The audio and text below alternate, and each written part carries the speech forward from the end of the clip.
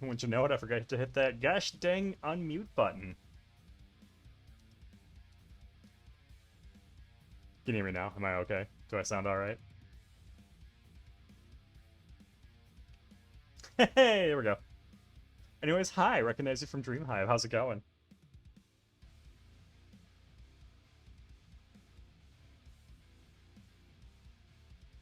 Yes. Yes.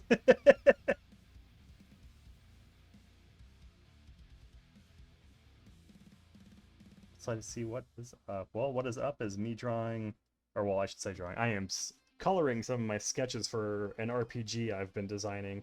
These are for different races in the RPG. So we got this little. Ooh, her lips are a bit more redder than I would have liked. We'll catch that later. This is a race of plant people called the Exolenites. They got dark skin because they photosynthesize and they bring all this like flowery color into their hairs and eyes and stuff like that. I don't remember if I posted this in Dreamhive before, but I was working on this character. Um, that was just a sketch before earlier last time anyway, and then I did start to color this guy last time. I think this one I'm still trying to figure out what I want to do with this guy. I guess this whole race. I want to figure out what I want to do with this whole race as a whole. Because as I was coloring this one, and it might just be because of the colors I picked, Zmei are it's the name of the race. They're based on there's a Romanian mythical creature called a Zuburator. I'm probably saying that wrong, but it's spelled like Zburator or something like that. They're wolf dragons, and my version of them as a race, the Zmei, are wolf drakes. So they don't have wings. They're just sort of my bestial race. Um, and that's sort of the going thing with them. I'm still working on sketching them out. Like I said, the colors kind of came off a little weird because it just kind of looks like some sort of drake creature wearing the top head of a wolf. And I think I want to blend those features a little more seamlessly rather than it just being so black and white. Um, but yeah, so I worked on them. Now we're back around to these guys. Yeah, it's something I got to spend a bit more time sketching with. I think it just kind of like went with my first idea and was like, oh, okay, that's cool looking. And then, like I said, I threw in color, and I was just like, what am I doing with this thing? Oh, thank you. It's very dirty, and I kind of prefer it that way. Just because every time I try and do clean lines, I beat myself up for them not being clean enough. So I figure if I keep things messy and I keep things fast, because if I spend too much time focusing in on something, I go a little crazy. So it's just, you know, go until you get to something that looks passable, and then maybe refine it a little bit. Yeah, right. Tell me about it.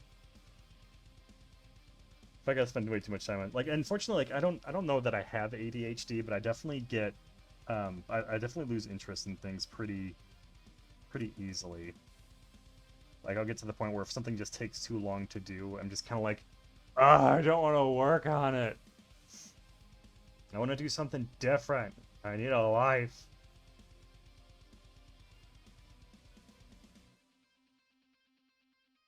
Oh, they'll start to hate it. Just work to try something else for a bit. Who knows? Sometimes the creativity stuff like it comes in swings, right? Like I before I started doing this on Sunday, um, I hadn't drawn for a while. Like I'd say a solid month or two. I didn't even like I have a Surface that I use for sketching, and I was just at a point where I'm like, all right, I don't really want to sketch. I just want to play video games on my lunch break with my Switch. Like all these drawings are from months ago, and I was like, what am I gonna do? I need to do something to motivate myself, and so I'm kind of using the stream as a means to act as motivation and accountability for myself.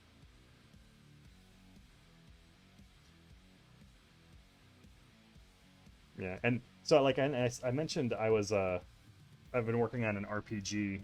That's what these are part of. This RPG is it's on hold a little bit right now because I'm kind of hitting like a creative um, what's the word, like a creative backing with it, where like I want to keep working on it, but every time I open the doc and the doc is like 190 something pages, I'm like, where do I even start working on this again? And it's kind of at the point where I really need to do some playtesting, but playtesting also involves using people's time, and that shit makes me nervous. Yeah, it can be very overwhelming. So I'll come back around to it eventually. That's usually what I'll do is I'll put something down for a little while and then sneak back around on it when I'm feeling like it's the right move. You know, right now, me and a coworker are actually talking about getting together and working on making some board games and card games together with a couple of other folks. He just got back from Gen Con, so he's all buzzed up for it. And I totally respect that because that was something I wanted to do. Like, I remember when I got out of college and got my illustration degree, I was like, I don't know what to do with my artwork because I hate another thing with like, yeah, I get the creative juice flowing. Because another thing I hate with like needing to, I don't know, move around and stuff. Like I don't like doing commissions because commissions feel like a weight on me. Like I don't want to get home from my 40-hour a week job and then sit down and do more work. Like for some reason that just like I hate forcing it that way. You know, like commissions, like I could do commissions, right? Like I've done D&D characters and whatnot, but I always end up sitting on them for a really long time because I'm like, oh, I don't want to start it. Just like the process of starting it gets, and then until you get really comfortable with your art, you tend to hate things and you lose your confidence and whatnot. So I don't know. Me and commissions don't really get along too well. I might try it again at some point, but I don't know. There's just that there's just that woo. Um, there's that bit of responsibility that hangs over it, where it's like if I don't work on this person's gonna be unhappy, and I really just don't want to. I want to go home and play Remnant instead, or something like that. Yeah, I know what you mean, where you just like, I don't know where to start with this thing, so how do I even begin?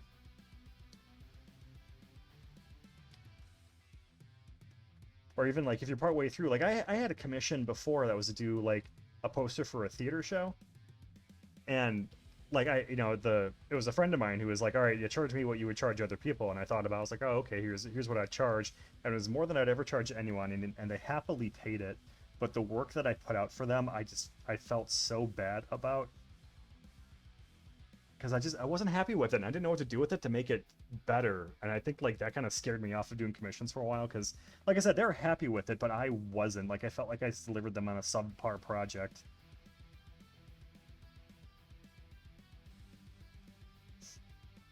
Yeah. So doing stuff for myself, like, I'm working on this RPG, if I'm making a board game or I'm making a card game, that gives me a cool excuse to do art that have, yeah, definitely my strongest critic. It gives me a cool project with which like I can take my own art and my own time, put it to use somewhere. Like that was something I kind of identified with myself when I started doing um, stuff outside of college, is that I really want to see what I make in action rather than just be a drawing that people scroll past on the internet. Like I got into like messing with Visual Novel Maker for a little while because it was really fun to draw the character sprites and then throw them into the game engine and have them turn around and stuff like that, and you get to see them like used in the UI that I was putting together and all that. So like that felt really cool. I love that. That's great. Like I love seeing stuff in practice, right? Like being actually utilized rather than just being artwork. I don't know if there's a term for that. Let's pull some of this orange into here, huh?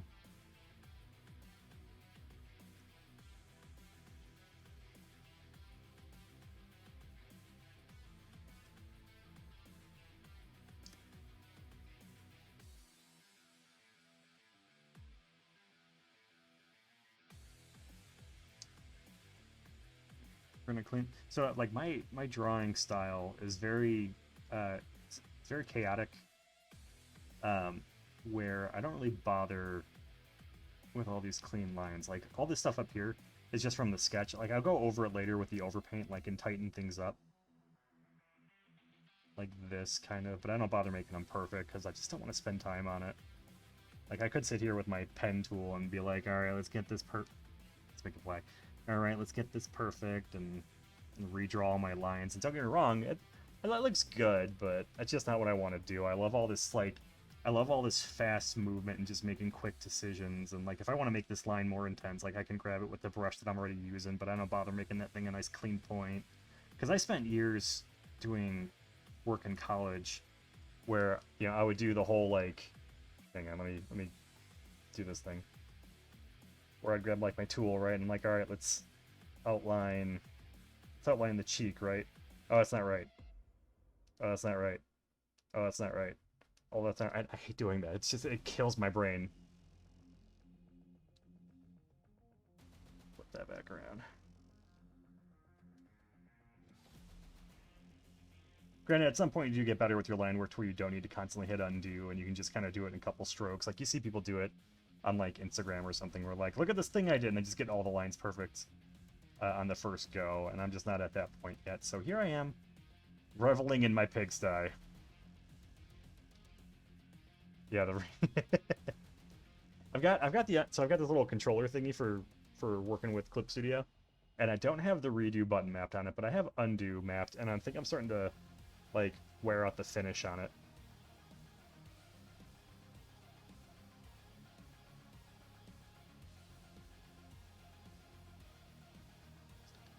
The only unfortunate part about my process here is these little flyaways that are part of the sketch. If I'm trying to cut them back, I actually have to go back to the sketch and erase them.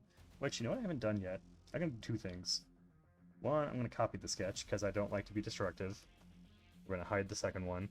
And then this one, we're going to lock the pixels and we're going to do some line coloring. Get rid of all these black lines. Oh, hang on, my controller's on a delay again. I think it's the Bluetooth part of it gets freaked out. Yeah. Alright, cool, we're good. So let's grab the skin tone, bring it over here. And let's go just slightly darker. There we go. That's what I'm looking for.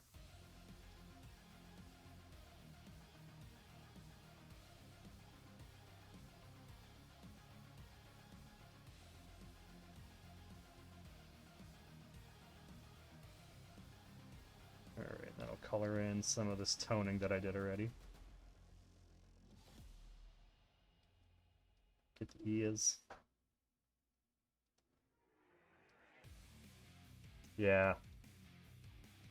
Yeah, colored lines are great. Like, I never realized how powerful they were until, like, I started doing colored lines with my goofy, sketchy style here. Am I even getting these? Oh, yeah, there we go.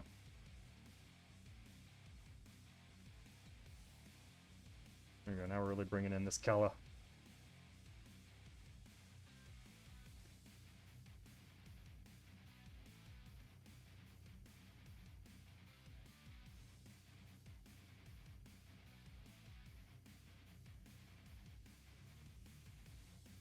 Alright.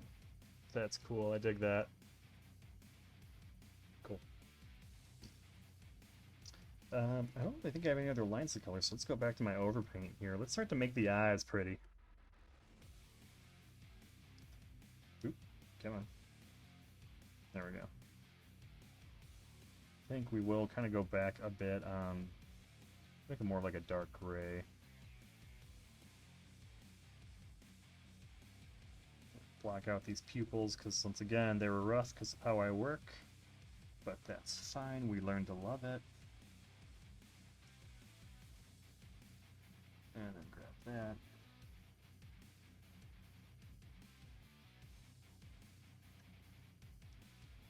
And then that guy up.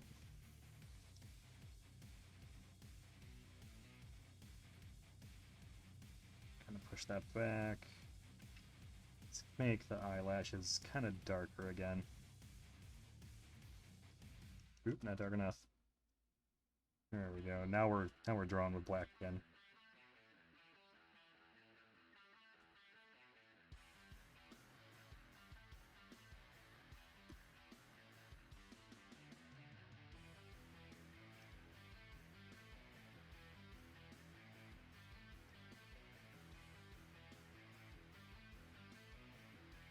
Alright, let's give this some nice hard edges to really bring in those reflective looks.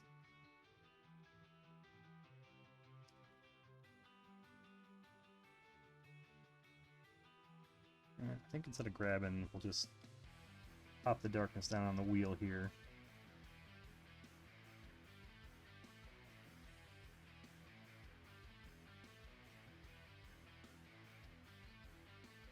I'm going to use that to really draw these lines and get rid of the brown, replace it with the red. Yeah, I think that works. And then let's get a little bit of variation in here.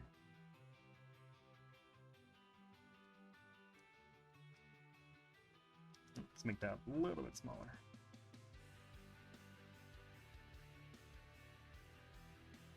Ooh, here we go. We can do this.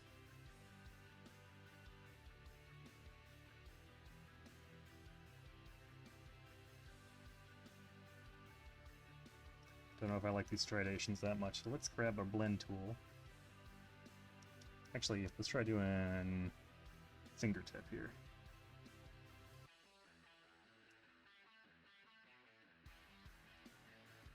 Then la piece de resistance, or how do you say it? I don't know, I don't speak French.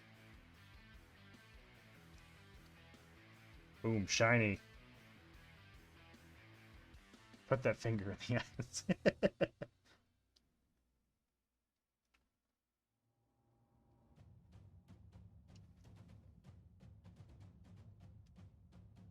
I think what we need is a little bit of that reflection of the eyelashes kind of going out that way.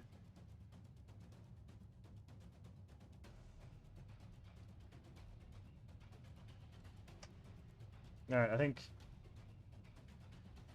How do we feel about that eye? I think we'll do the thing, right? We'll cover up one of the eyes. Make that nice and big. Alright, how are we looking? I think it looks pretty good.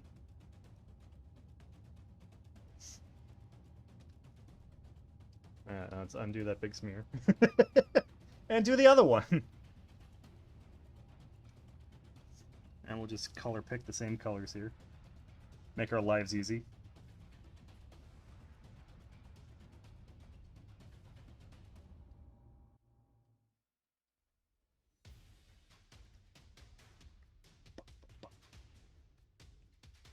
Work that again.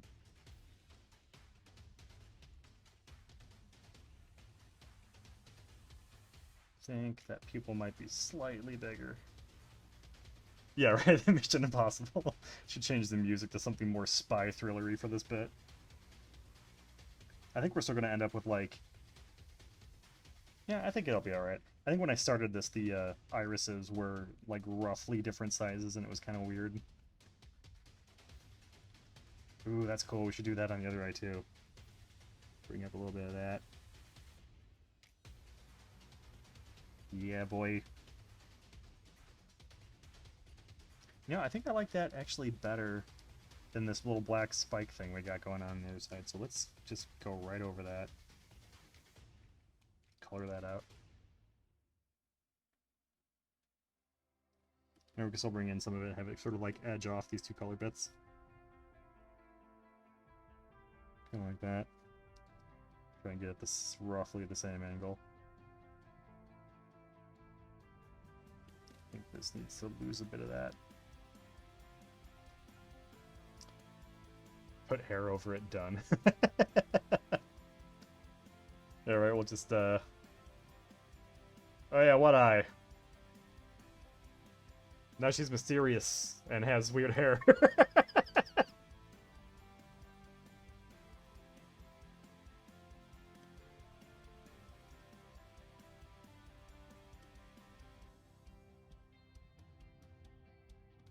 That up a little bit. Ooh, that's a nice little shape there.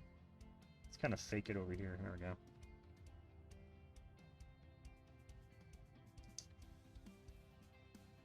Is it close enough is the next question. I think the shape itself probably could use a little bit of refining, but I think that works. And we'll do the kind of same-ish looking eye blobbies.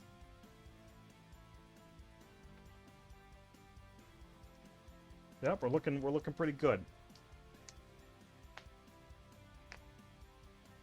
Of course, this is coloring. It's always the easiest part, right? Like doing the actual drawing where you get the eyes to match up. That's the hard part. That's where things go awry. What do we need to do next? So the eyes are kind of nice and graphic now. like where they got those thick lines on them. Wonder if I need to carry that through anywhere else.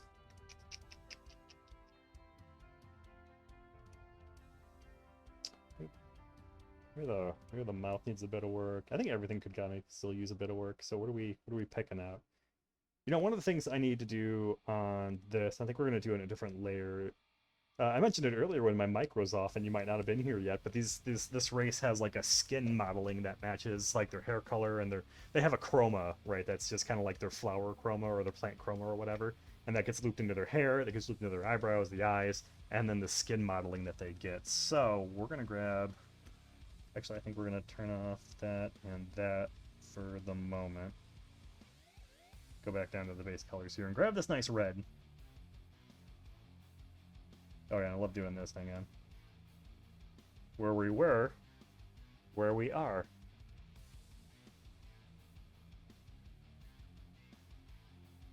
Ha ha ha.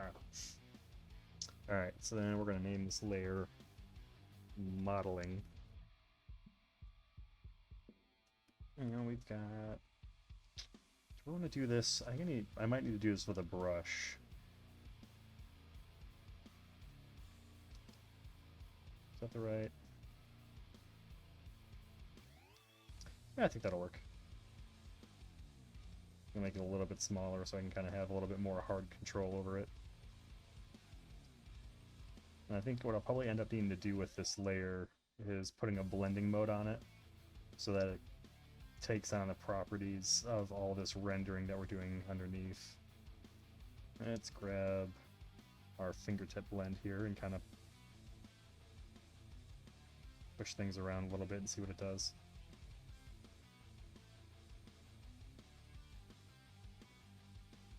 Kind of eases off those hard brush edges. And then let's see what that looks like on a couple of different blending options. Is overlay too light? Ooh, overlay might be the way to go.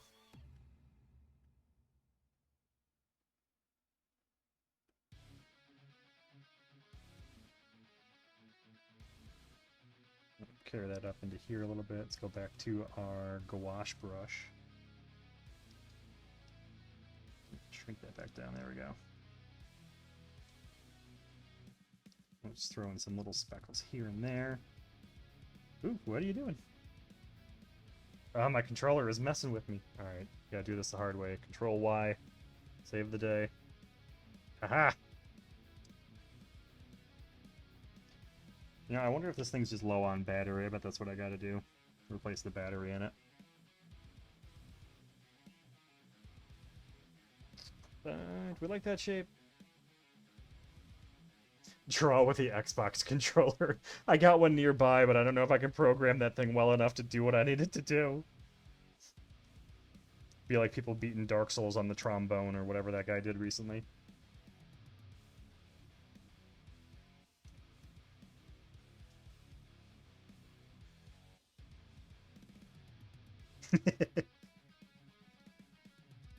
Like, don't get me wrong, like, I've played through Elden Ring, I beat it, I never finished Malenia, that really hard boss. And I can't imagine playing that game with something that doesn't feel familiar like a controller. I think I would just end up breaking whatever I'm trying to beat it on. Like, potato? I'd eat the damn thing. Be like, forget this game and just take a big old bite out of it and just hurl the other half of it across the room.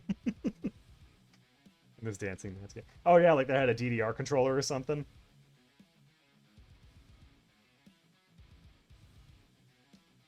Alright, I'm gonna go back to our overpaint.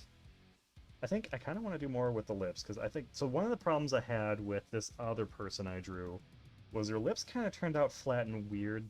I think because, like, this compared to the sketch kind of lost a bit of character. I don't know if I can separate these out and make them look normal. Hang on. No, not that layer, that one. So, like, there's, you know... There's a slightly different character with the sketch, and I think what I did with the lower lip on this one is I brought it down a bit too much. I made it too full. I think the eyes kind of lost something too.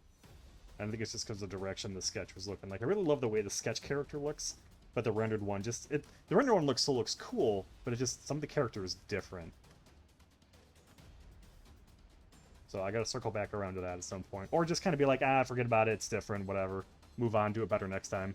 That's probably the better approach. Alright,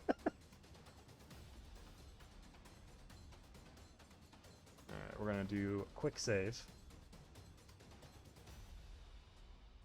Yeah, I think the rendered version of the other character was. We'll go back to it. I think the rendered version um,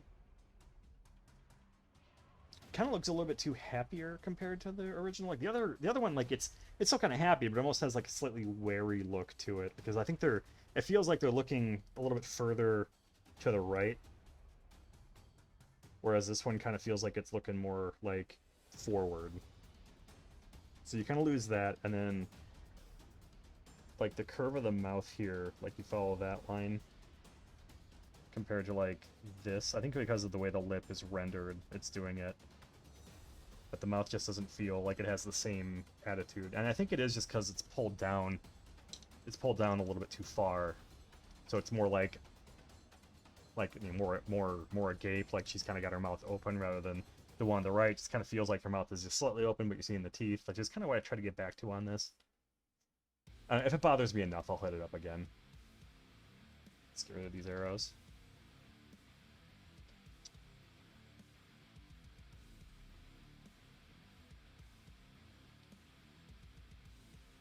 Alright, where are we at on... I think I could probably do a bit more with these lips here. Or at least the mouth shape.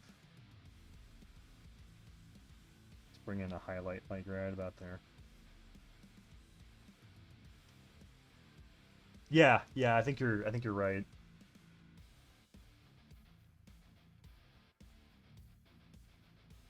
I think so. This character's mouth is kind of doing this weird thing where it like arcs down and then back up. I don't know if mouths. I don't think mouths normally do that. I think this line probably wouldn't be so severe. This might actually be more up here.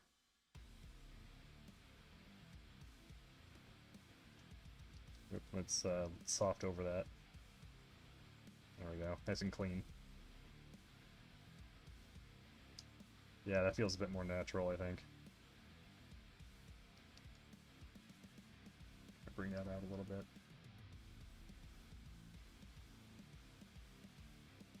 I think this needs to get a little blended so it's a little bit more even. Yeah, I do. Big ol' happy RPG family.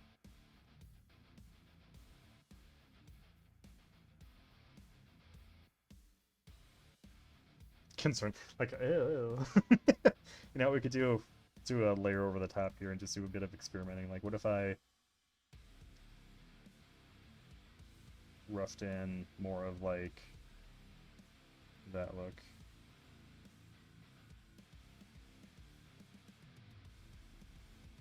So I feel like it's a little forced.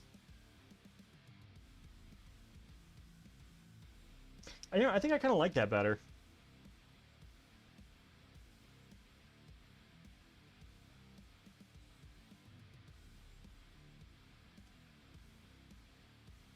I don't know. I guess either one really kind of works.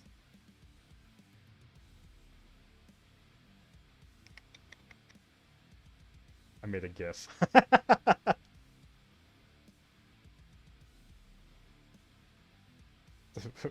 When they say they're bringing home McDonald's. When they say they're bringing home Wendy's.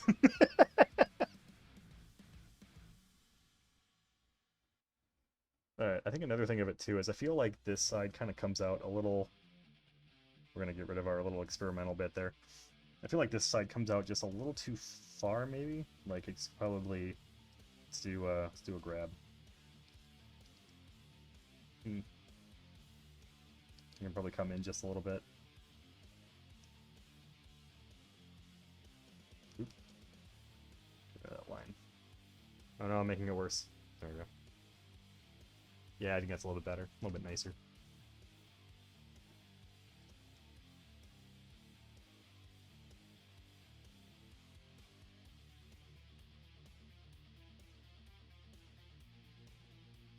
And here's that bit with the... I think that's part of the sketch that I need to get rid of. No, it's part of the other messes that I made earlier. It's alright, that's easy to take care of. little bit of bounce light off the cheek. Just clean it up, grab a napkin, wipe your face off.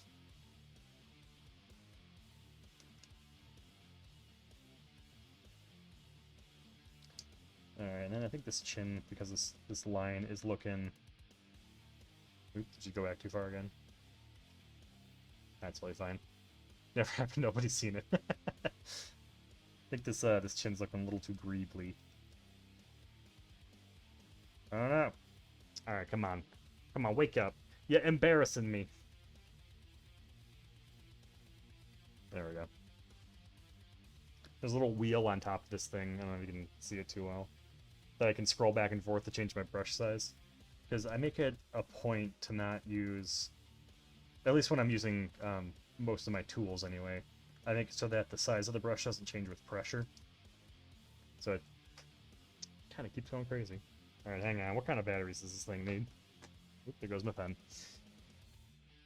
But I tend to make my brush strokes not change with pressure just because I like having that active back and forth control. Because I feel like with a lot of digital drawing programs, and this isn't going to be true for... Oh, it's a rechargeable battery. Last time I charged one of these was forever ago. That's going to be my problem. But the variable size brushes, I feel like they give me results I'm not always looking for. Especially when I'm just hard sketching. Oh, here we go.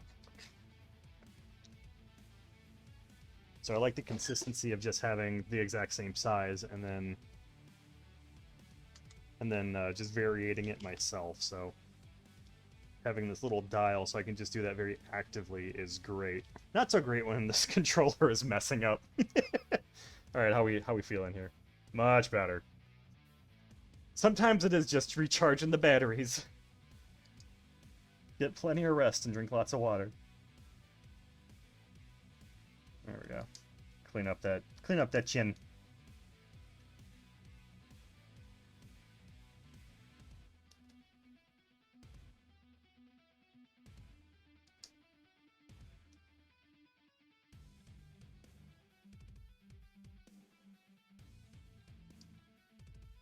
Yeah, now I'm flipping back and forth. This lip seems a little slanty, doesn't it? The painter or somebody say to that battery.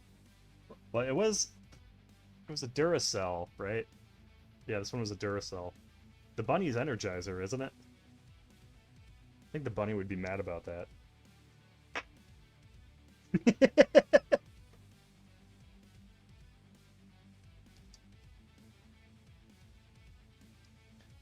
Oh, what am I doing here? That. Return. Yeah, hey, I bought this rechargeable battery about 10 years ago, and, well, the charge went out. Can I get a refund or something, or can you just take it off my hands? I don't know why I'm suddenly Canadian in that exchange.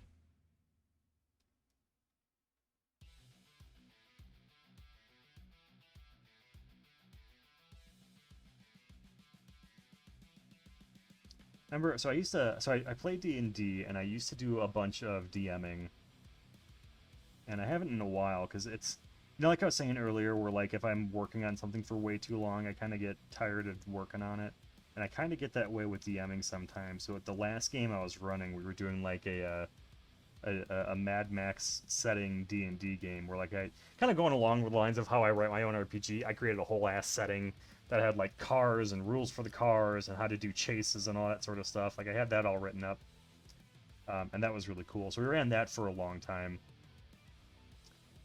And I remember I had a character named Jibagal that was this gold dragonborn that sells magic items. And he straight up sounded like he was from, like, Minnesota or something. But he was super fun to play. Like, I remember, like, we were doing, because we were all playing this game online. I remember I'm sitting there doing the stupid accent, and my friend's wife, I can hear her laughing her ass off over the microphone.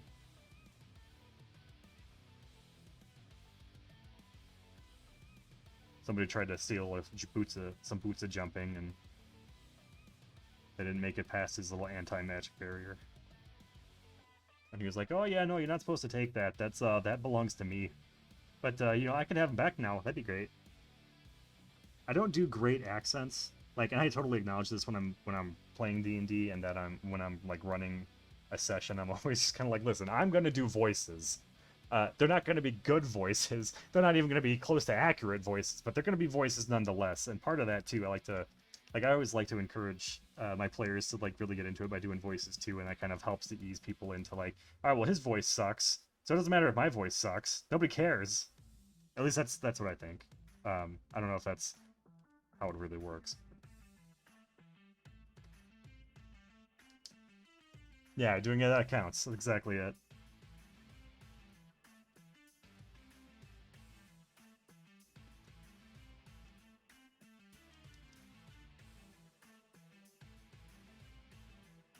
All right, so part of this is still kind of brown. Let's bring in that.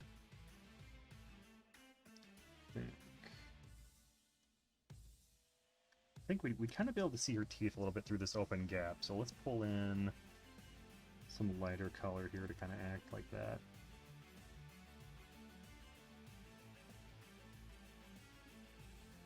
Of course, we're not going to go in and like draw the tooth line or anything like that, because anytime you do teeth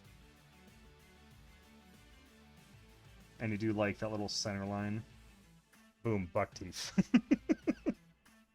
Maybe it's like if I do it really subtly, maybe it won't matter then. Yeah, it kind of works, right? That's the trick. You make it so completely subdued that we'll try and get some of the other teeth sort of mocked in that way. Make it so subdued that it just doesn't. It's not a hard line anymore. It's just the teeth.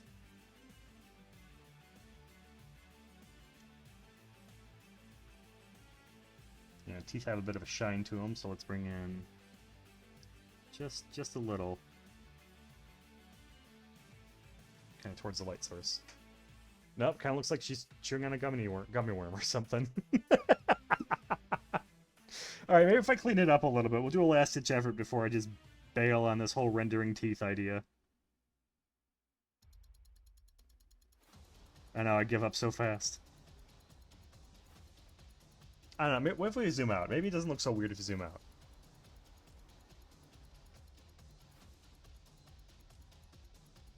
I think it's because it's brown. Makes it look like she's got like she's got her, like she's holding her tongue between her lips or something. Yeah, yeah. All right. Well, maybe the trick is we make them lighter.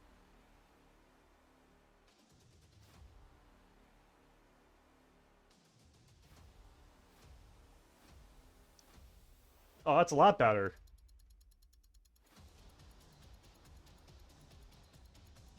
Still a little yellow. What if we saturation? Nope, brightness might be the right thing. Nope, that's too much. Alright, well, overlay is a good start. I think we'll blend that down. Oop, that ruined it. What happened? I bet you don't like blending. No, you don't. Alright, then we're gonna do it. We're gonna do it old school. We're just gonna lighten them up manually.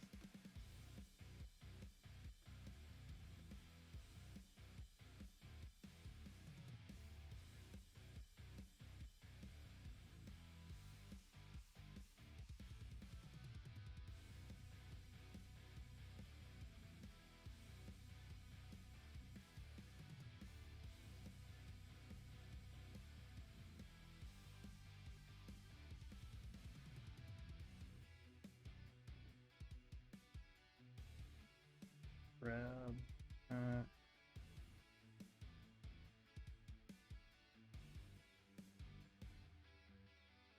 think I'm just sort of fighting with minutia at this point.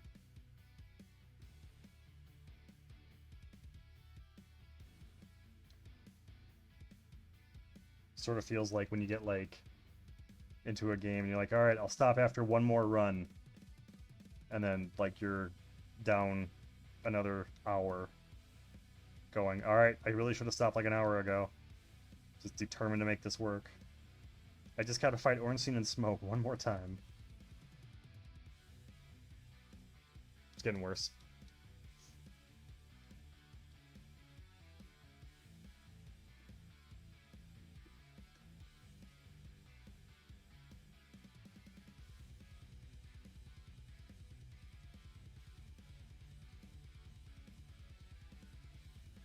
Is it passable? I guess that's the next question. Is it good enough?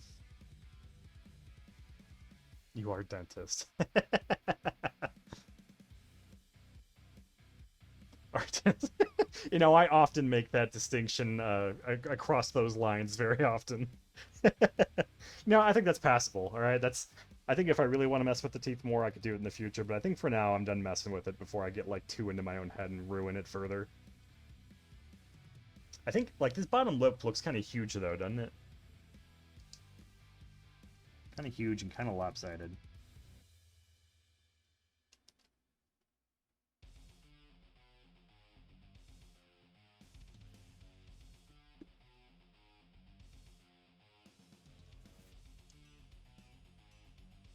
Let's grab that line. Let's do a bit of woo! That's supposed to be a rotation button. Oh no, is that keep? There it goes. All right, I've got a button dedicated for that, and it just wasn't responding for a moment.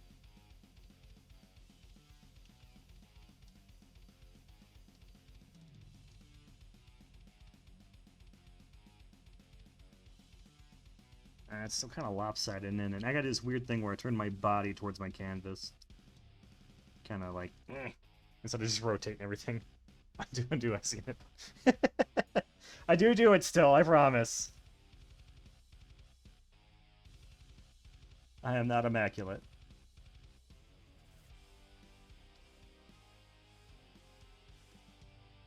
Alright, I think it looks good. I kind of, like, it's suddenly drawn back up to the eyes again.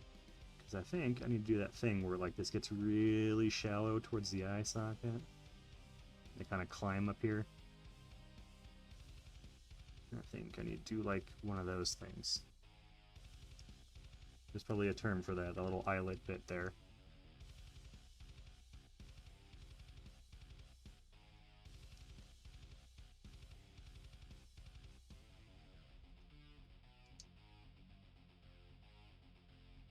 And then I don't know if I went hard enough on the eyebrows up here. Not the eyebrows. Yeah, these are totally the eyebrows. The eyebrows that are just attached to your friggin' eyelid.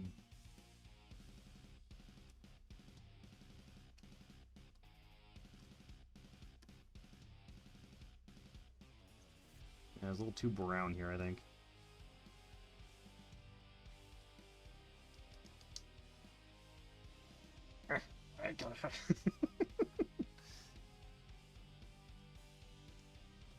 There we go, these weren't dark enough. Now we're getting there. Bring in a little bit of that top of the eyelid there. A little bit here.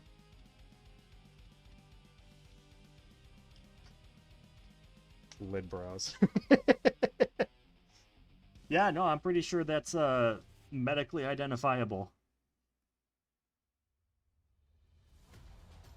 Well, you see here, Doctor, the lid brows are connected to the head bone.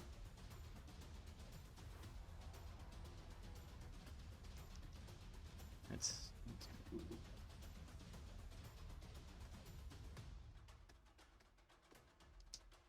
there you go, that's kind of cool looking.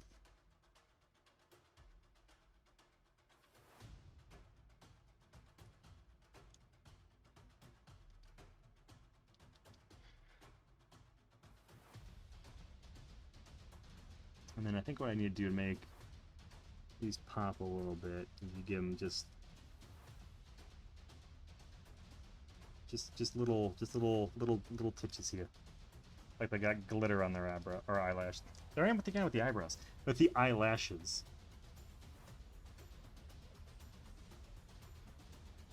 Light's catching them just a little bit. That's probably a little bit too micro, but whatever.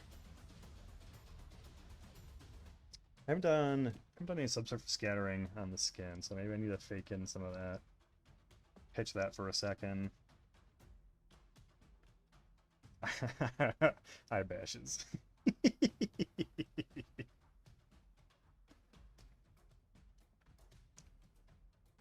think that's the pen. We don't want the pen. We want the airbrush.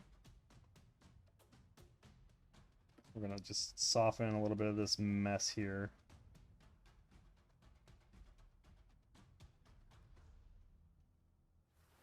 Oh, they'll come back. Don't worry. All right. So subsurface scattering. We're going to use some nice red.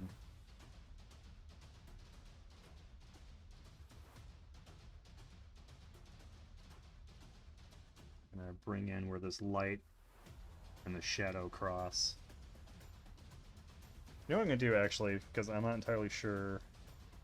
So I've got this fun thing where I am actually colorblind to a degree, not entirely, just red-green colorblind a bit. So red, I have a really hard time seeing, so it's really hard for me in the moment sometimes to tell I've used too much red if it's really subtle. So instead of just doing it on this overpaint layer, I'm going to throw a whole new layer on here, and this is going to be my subsurface scattering layer. And I think this red is too dark. I think we want it a bit more.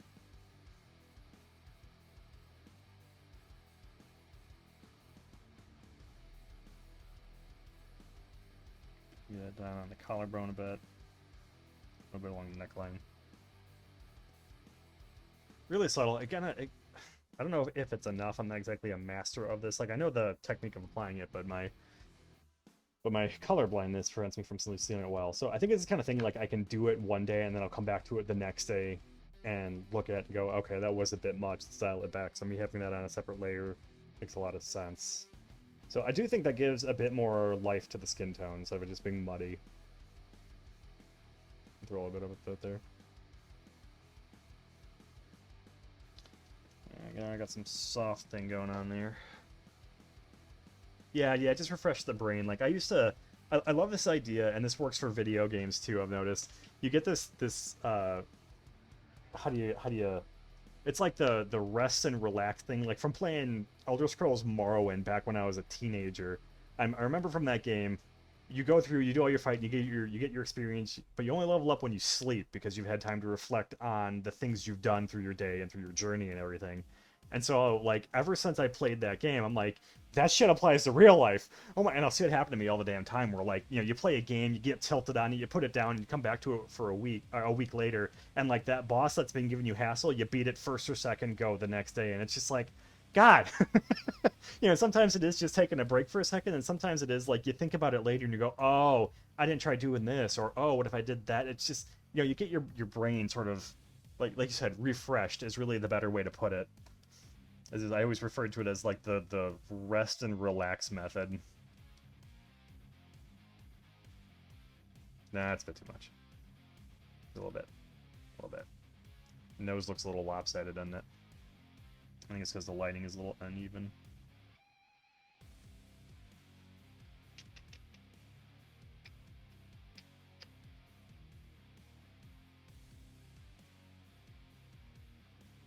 I don't know how to solve a difficult puzzle. Yeah, I feel ya. I did that, like, I've been playing Remnant 2 the last few weeks, and I've had a couple of things where, like, yeah, I'm like, alright, I don't really know what to do with this, and I'll walk away from it, and then, like, I wake up in a cold sweat in the middle of the night, and I go, oh, what if I move the shadow that way? Ding. The game has got my level of puzzles, because I am not a puzzle person. I like puzzles I can solve, though. So that game has been making me feel really clever. I love it. So I played the first one a lot. The first one was like a legit hidden gem for most people. Like you know, there's a lot of people you could talk to that just have never even heard of the first game. But it's, you know, it's affectionately referred to as like Dark Souls with guns, and that's pretty accurate, I would say. The first one, like, it was one of those things where you could see the bones of an idea in there, and the second game they really took those bones and stretched them and plied them and made them work much better. So the gunplay is a lot of fun. The worlds are really interesting. Oh, nice. Yeah, definitely give it a play, because yeah, the first one's good still. Like I said, it's a little rougher on the edges, but it's still a good, solid game. So I would absolutely really recommend going through and playing it. But if you get like the second one, you could just jump into that too. Like, you'll hear about like a character from the first, or well, characters from the first one do pop up in the second one, but they kind of, you know, they cover it a little bit. You'll probably get just more insight if you were to play the first one or watch somebody play through it or something like that. But the second one it's just such a solid, good game. And I've been enjoying the hell out of it. Like, the worlds that you go to in that game are just so interesting, and all have their own little like stories and lore tied into them. It's, you know, if you're a world builder, if you like writing like settings and doing world building. There's a lot of really cool stuff in there to pull from that is just, you know, that these lore elements of like, you know, hey, this, you know, I know more about this story of this thing because I read from, you know, this item. And yeah, there's actually characters that do talk to you and stuff, so you do get like that more direct, um, you know, story drive. Like it's not like, you know, in Dark Souls, you're basically spending the whole game going, what the hell is the story in this game? And whereas in, you know, like Remnant, they're just kind of like, all right, here's the story. You'll find other stuff. Just go run around the forest and shoot at antelope or something. You'll figure it out. I don't know. Anyway, go find this guy named Ford. Alright, I'm kind of just bouncing all over the place on this one because I don't think I know where I want to focus back in quite yet. Or maybe it just needs like just a general like work over anyway. I might transition to one of these other characters for a little bit before I transition over to playing Dreams. Yeah, I think this one's in a good spot for now. Let me hit save. Really happy with how that turned out. I think the skin could probably be better. It looks a little cloudy. I think the nose needs to be fixed. I'm happier with the mouth than I was with the other character that I was working on.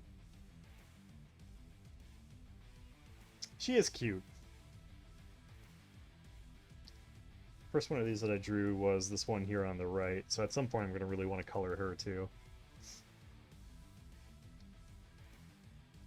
You know, these first two, actually, these two I drew back in 2020, I think, when I drew them.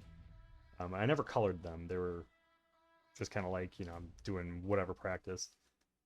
And these other two I drew this year.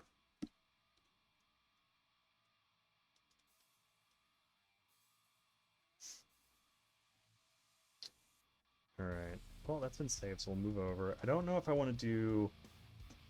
Do I want to do another Calavir? Or go back to this guy? Let's work on this guy a little bit. Because he's cool looking, and I want to get him working.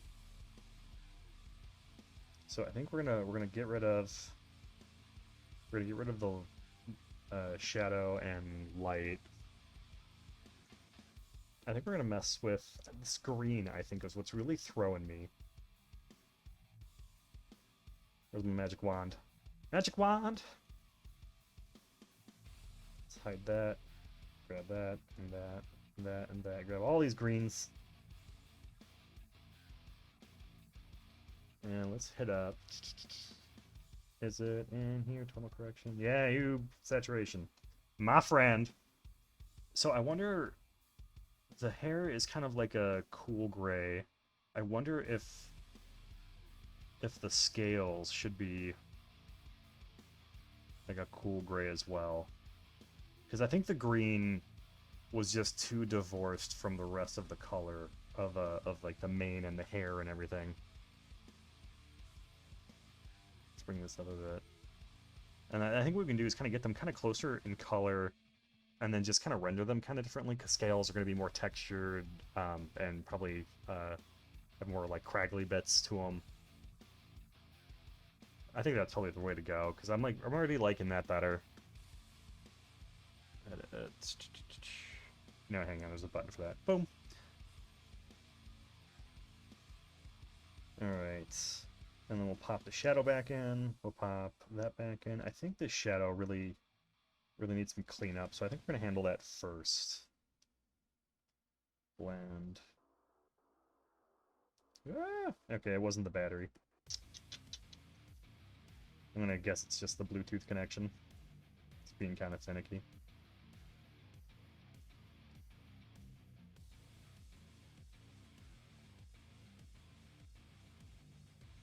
See, that shadow doesn't need to be that hard. That's going off of the character.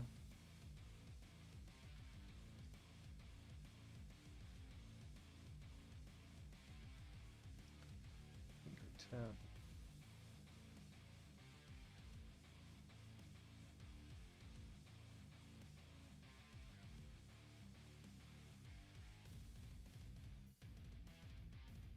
So I don't really need to do too much with the shading, because like all the sketch did a lot of the heavy lifting with the shading. For the most part. This is just to sort of reinforce where some of these shadows should be, I think. What I need to do... I always forget to do this. Is that my shadow color? It is now. Mark that off to the side. Mark that off to the side.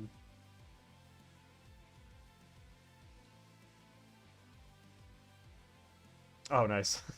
Damn, window made me restart my PC. Oh, Windows? Yeah, super Windows. My laptop used to just, like, restart on its own. I wouldn't even get a prompt. It would just kind of be like, I'm doing this, bye. Like, wait, I'm not done. Let me save my game. It's just so rude. So this is all hair. This might be getting too dark, I think. This sketch is so messy compared to the last one, I think. So this will be an interesting challenge for this little method that I have for working.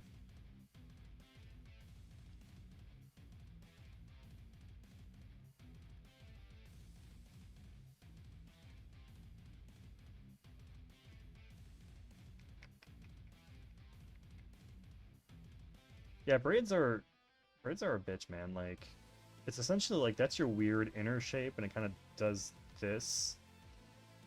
But like, I don't know. Like, I kind of got it up there. How do I best? I don't. Maybe it's not that. It's every time I do this, I have to like refresh my brain on how braids work. I had a guide at one point that was like my go-to reference. I probably still have it buried on my computer somewhere. But it was essentially just like you've got that basic, like, this is your inner shape, and it just kind of, it always makes sense when I do it. And that's not really right either. Is it more like it goes on the outside? That's better. Whatever. The pressure. It got me under the gun.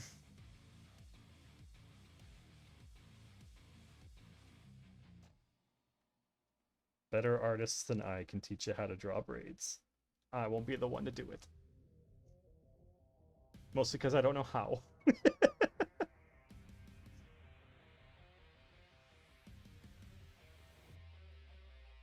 I'm doing great. Well, I appreciate that. I'm really just doing my best.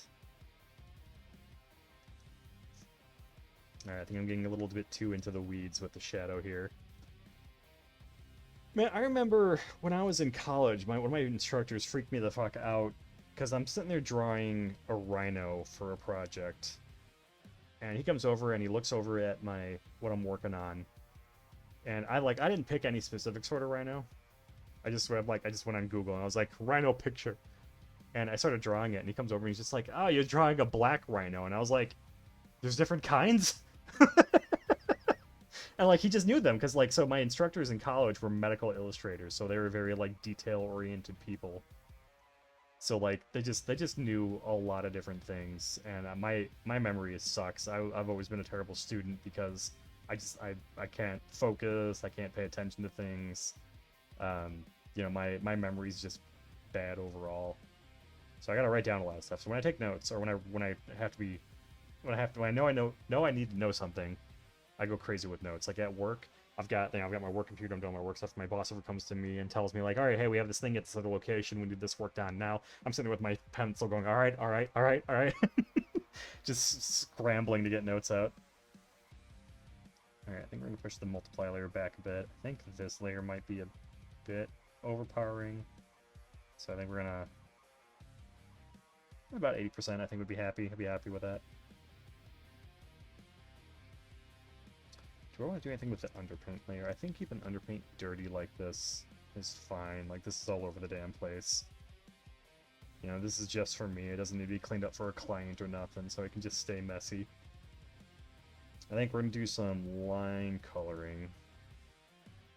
Grab this nice teal gray color. We're going to drop it nice and saturated and dark. And go right over this guy and all of his muscly bits. His eye crags.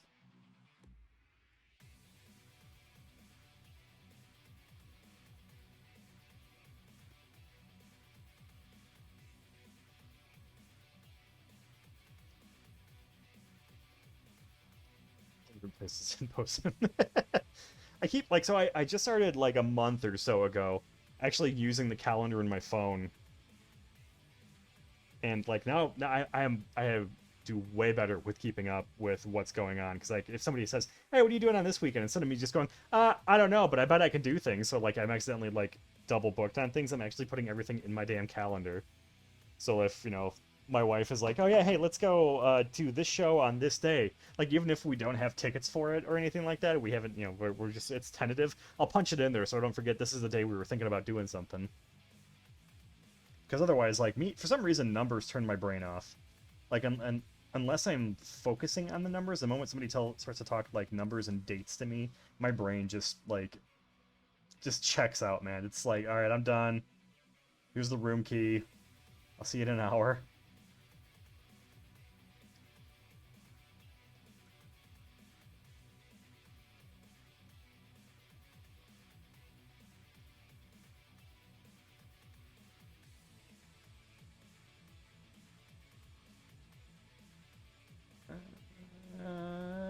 Let's do this with the nose. Just get rid of the black.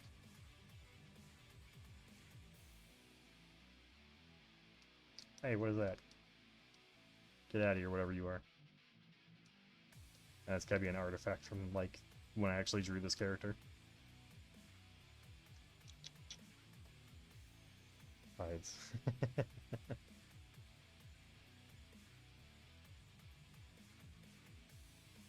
Alright, this guy looks like a right proper mess.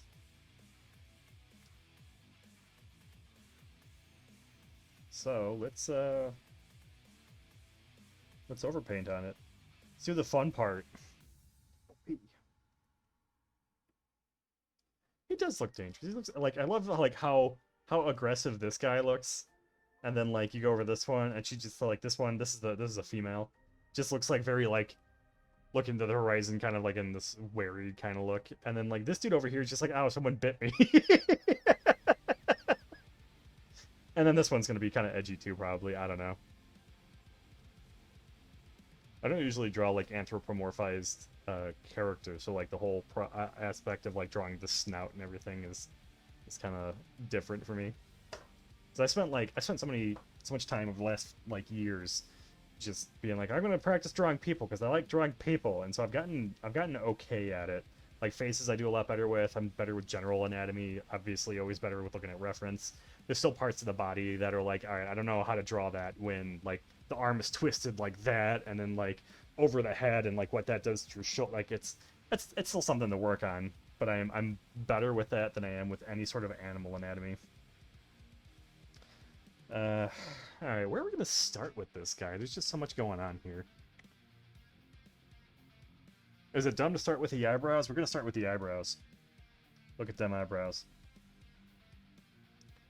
I think I need to get kind of a darker, there's a darker teal in here to really kind of do the lines, maybe.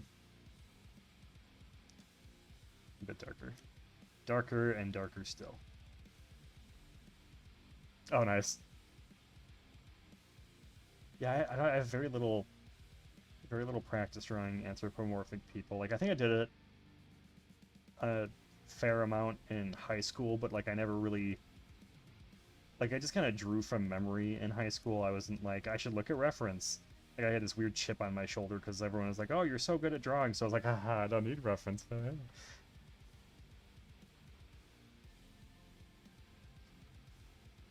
Of course, and I got my first year of college kicked my ass. Kind of anthropomorphic people do you usually draw? Is it more like wolf-like people, or is it like every kind of animal?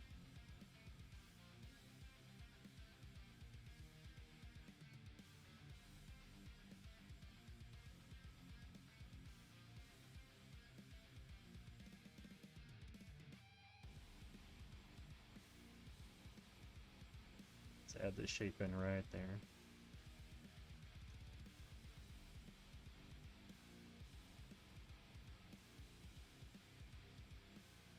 See, I don't know if I like the eyebrows being all craggly like this.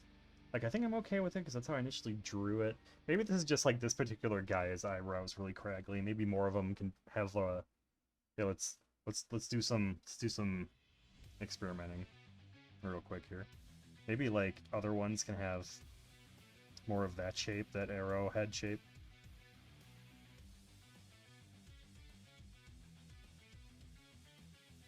Kind of do one of these.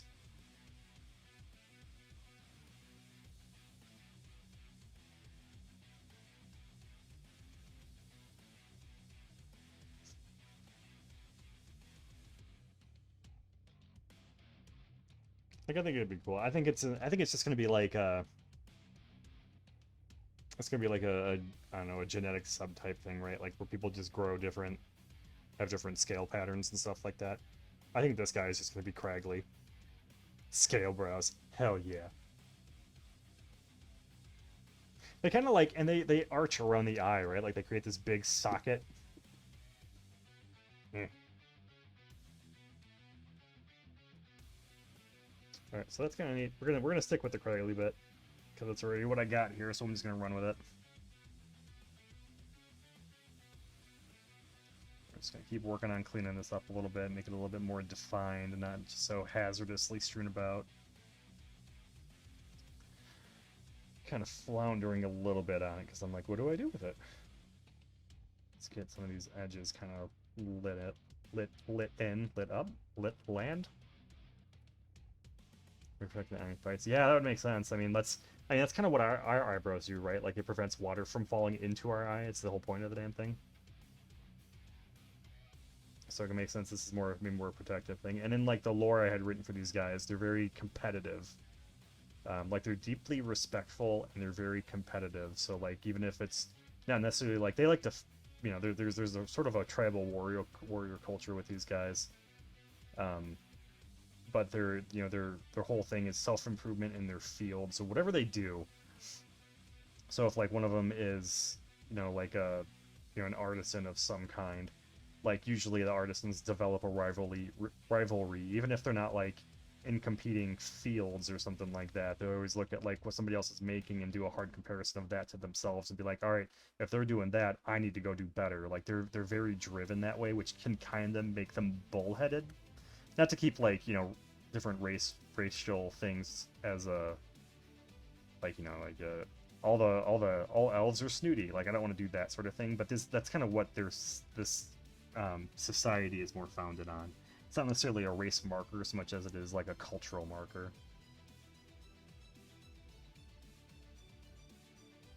But they're very driven that way, and the reason they're driven that way is because their lifespan is really short. I think they live about 60 years, 70 years, something like that. And for like the first like 50 of those years, it's almost like they have just boundless energy. So they're always chasing whatever the hell they can, and then once they hit those twilight years for them, they age very rapidly and they slow down. So that aggressive spirit kind of falls back, and then they end up being more of like statesmen and whatnot that are less focused on like using your body to pursue something and more about using what's left of your mind. It's not exactly a revolutionary idea or concept or whatever, but I think it fits for what I was going for with these guys. It's just that they're just, you know, they're just kind of aggressive. Like think of them like how Klingons love fighting and warfare and whatnot. These guys just really like competition, not necessarily violent competition. They just like competition. They're very competitive.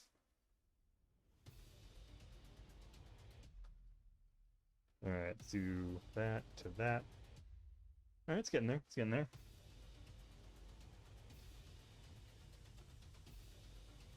Fusion into a turtleish character. Yeah, we'll get rid of the mane and give them a shell.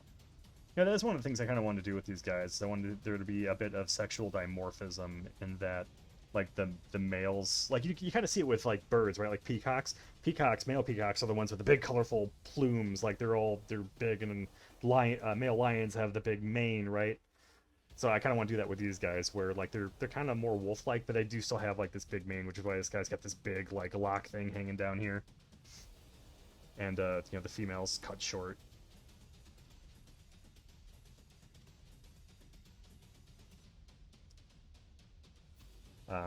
But not, it's, you know, it's not necessarily that it's even cut short. It just doesn't grow long like the males do.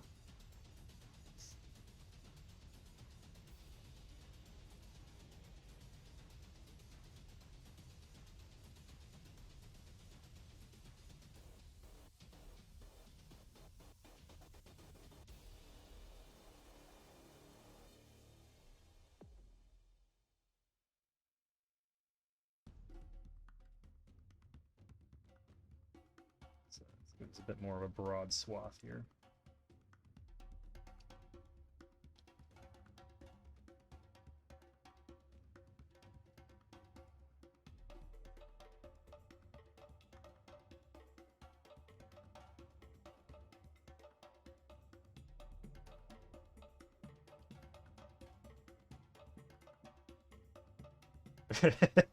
Yeah, and their hair is going to be what gets stuck in all the drains.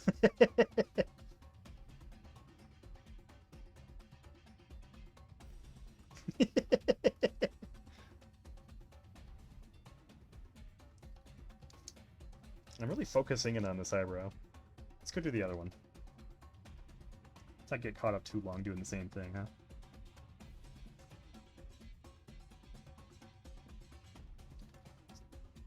Something I always need to work on with myself is that, like, I get too zoomed into a single spot. And then when I, like, get zoomed out, both metaphorically and literally, I always end up looking like, oh, okay, there was a... put a little bit too much detail in this, or it doesn't really fit in too well with the rest of the... with the art, or, you know, there's a disconnect that ends up happening when you're too close to it.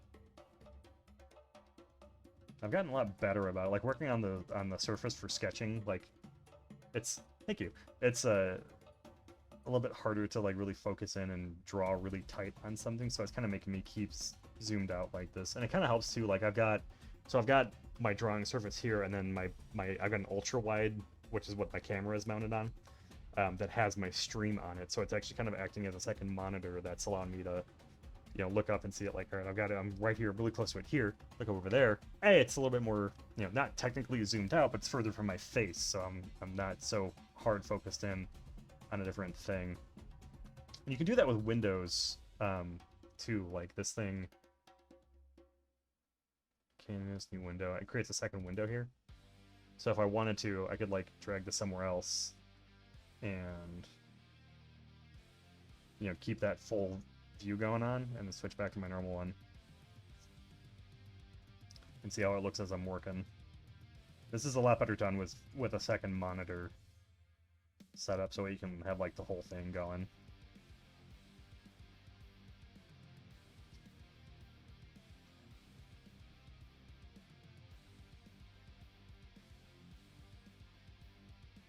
We're gonna get rid of it for now because I don't need it.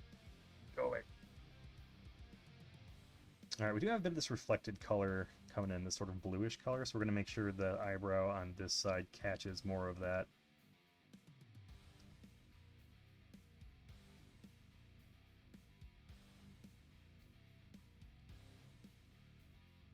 It's going to be nice and dark in here. There we go. No shrimping a lot. I need to get, like, just take a belt and run it across my shoulders here, so I'm just, like, stuck.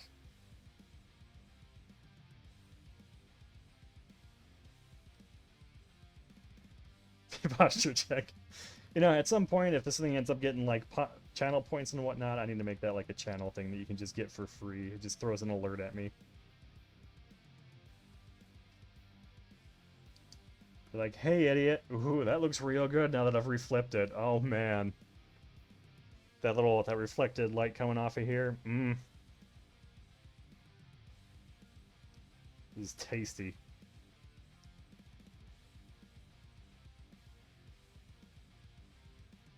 Let's create, like, a little bit more of the little fur flare out from that side. I think we'll end up putting a little bit of this in the eye, too.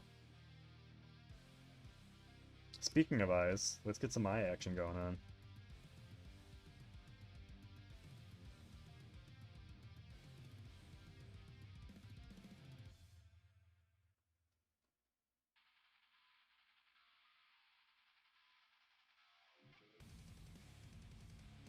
Let's make that actually.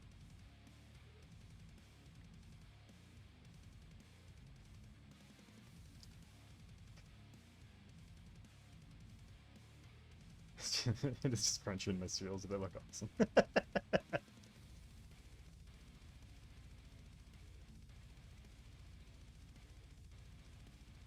let's get that over. Really define that upper eyelid. Kind of do one of these things. I gotta figure out what the term for this little thing here is. Where like the inside of your eye where you get that little, I don't know what, the little goober looking thing.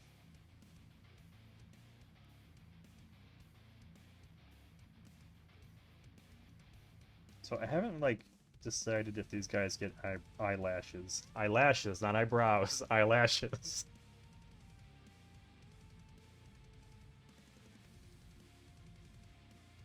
Like, I guess it would make sense if they did, right? Like, just a little bit. Keep shit from getting into your eyes. Like, I suppose evolutionarily, in an evolutionary way, it makes more sense, right?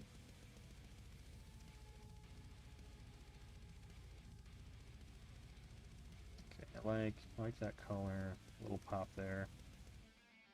Track it down that way. A little bit less on that side. I think it'll kind of tighten up here. Let's make this nice and trimmed. There we go. Actually, let's bring in the pop around the slit eye a little bit. That's kind of cool looking.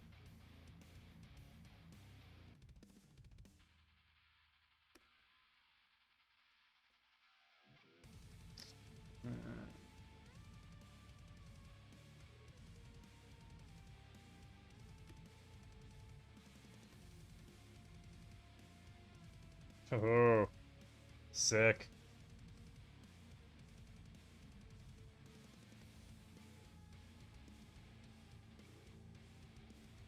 You know, I don't know why I put off on getting back to drawing for so long. I think I'm always just like afraid of my own skill level letting me down. Like, you know, you have those days where you're just not drawing as well as other days. And you kind of get down on yourself. Those days really get to me sometimes.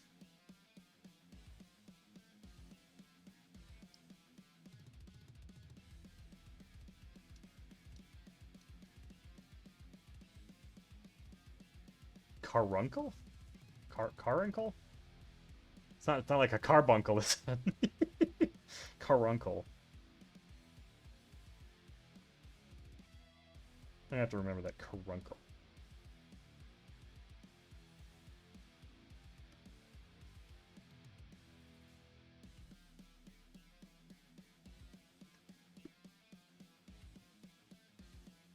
I assume the music's not too loud, right? If you can even hear it, I don't even know.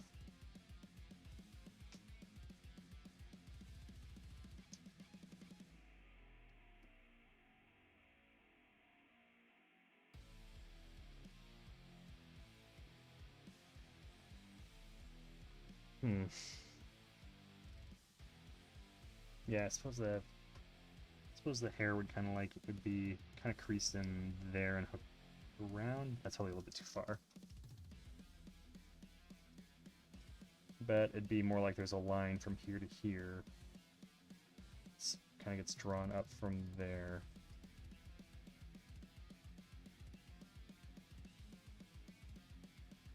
In English.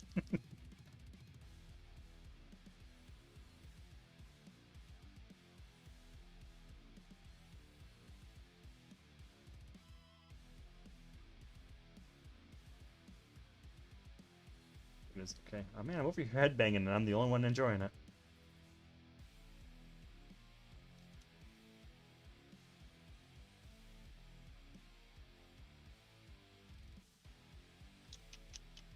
No, let me turn it up just slightly. Activate my mouse real quick here. Go from -6 to like -4.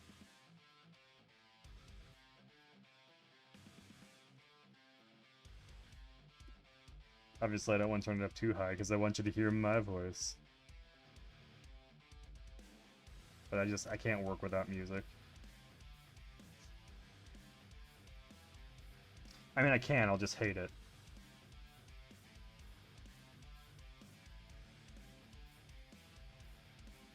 Instead of doing these like little individual lines, let's do some broad strokes here. There we go, that kind of creates a little individual lines for me.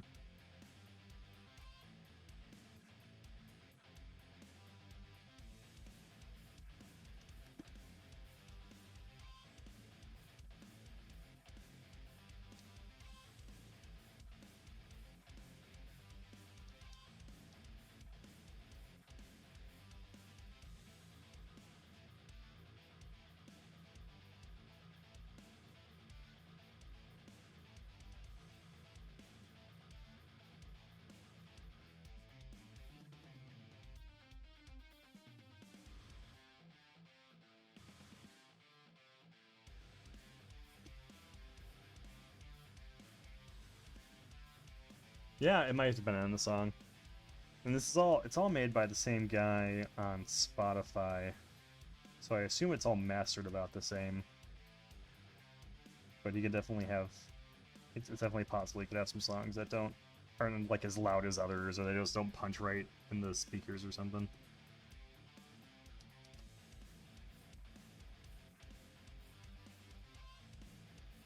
Alright, I think I need to bring in some of this color here.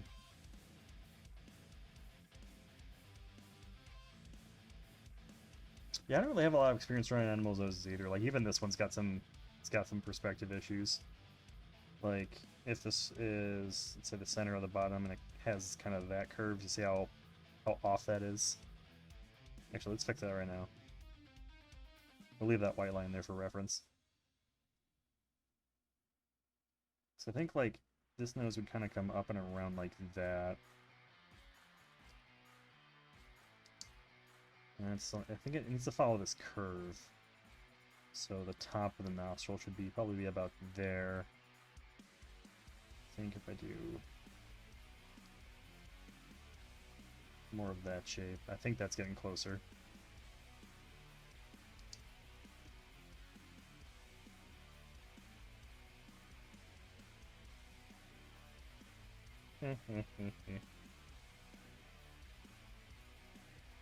Bring in some of this bounce light from the side. And because animal noses can be kind of wet. Yeah, I think it needs to be further to the left, these little speckles.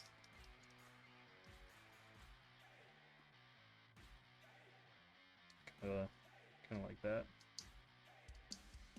And then our highlights will probably hit more. Let's see if it's striking there. I bet we'd get the light kind of like that on this part of the nose. Kind of just spitballing the location of that. It's probably one of those things I need to go find a reference and actually draw from that instead of memory. Let's kind of push these back just a little bit.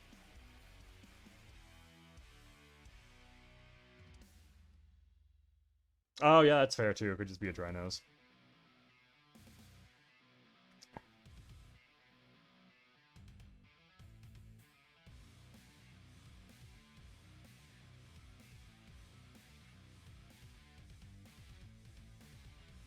Alright, I think I'm kind of at a point where I'm going to take a break for a little bit, stretch my arms, get some water, and then I'm going to save this.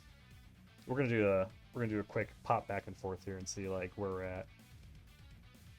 I think it's looking pretty good. That nose really makes a big difference, doesn't it?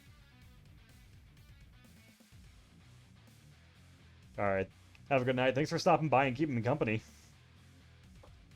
I'll make sure I post in Dreamhive whenever I'm coming back online in case you want to join me again in the future. See you later.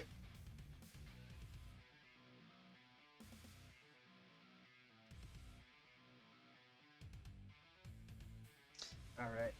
Break time. Toodaloo.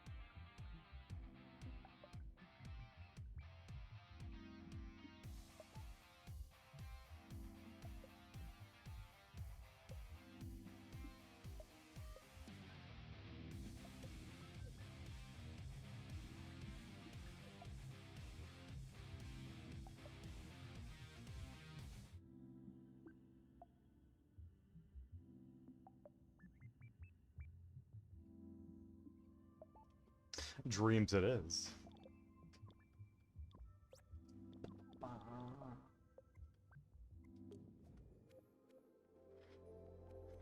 Giblets! Move this. There we go.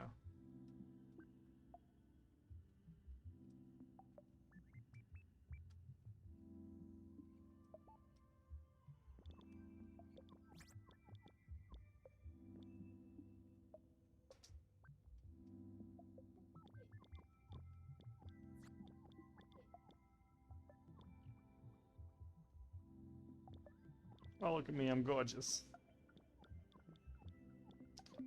What do we want to make stage 4 still needs work. Stage 5 needs work, wherever that is.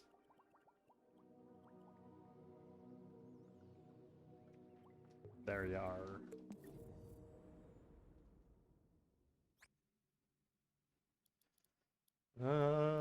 Okay. Let's do a run through, see how we feel about it first.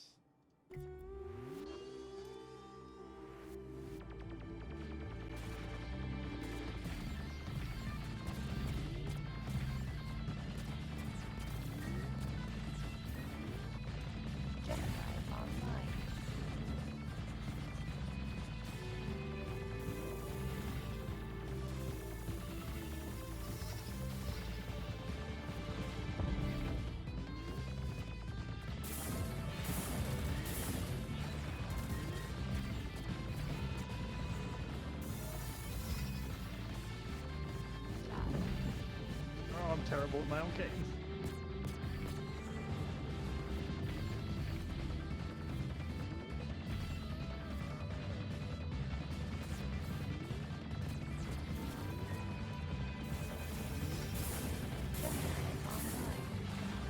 That was lucky.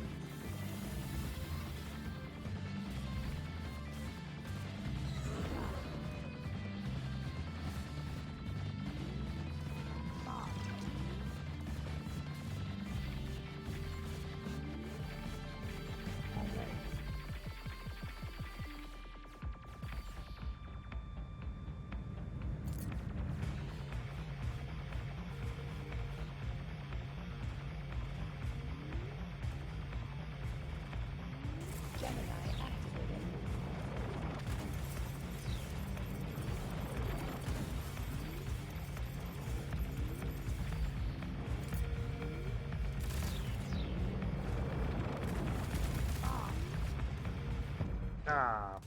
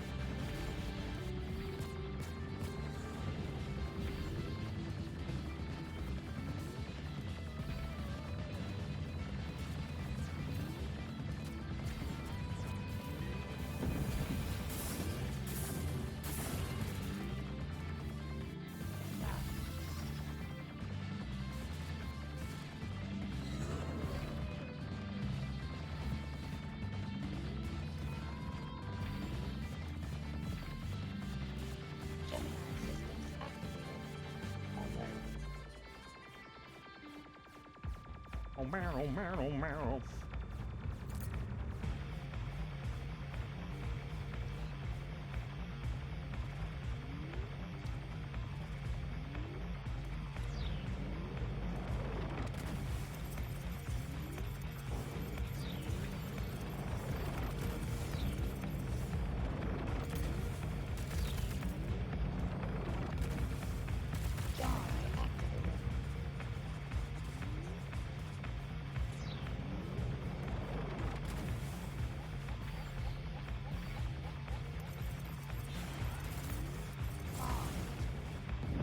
I did that to myself.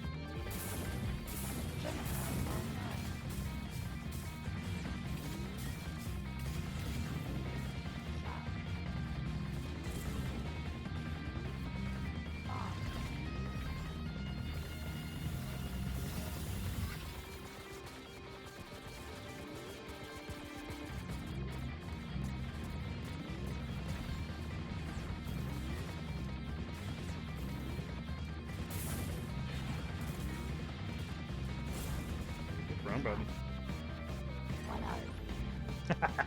That last one was it. That's all I needed. I don't know.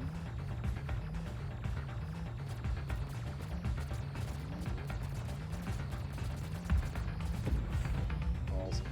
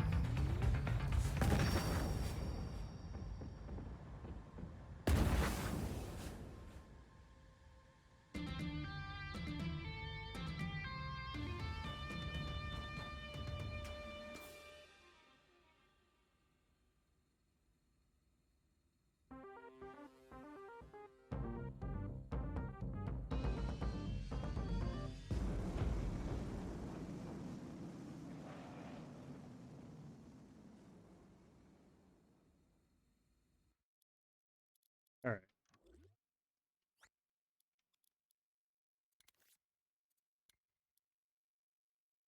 I really need to adjust my sensitivity on this damn thing because I am really tweaking my arms doing this. That's a little better. A little shimmy shimmy. Alright, so I think for the most part that's all fine. Boss could probably use a coat of paint because it's very bare.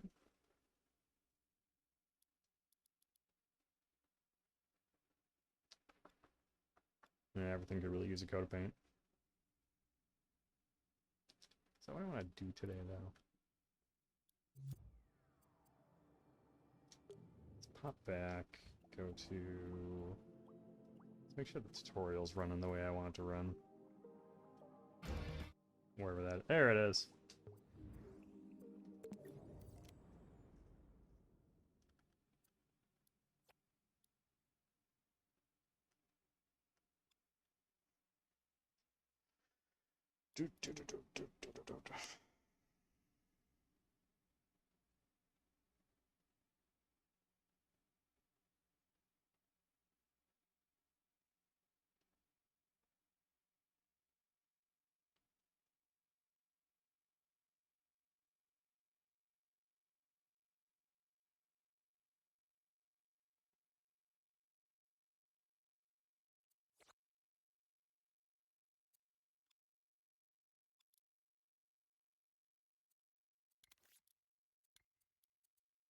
I don't think I really need that guy.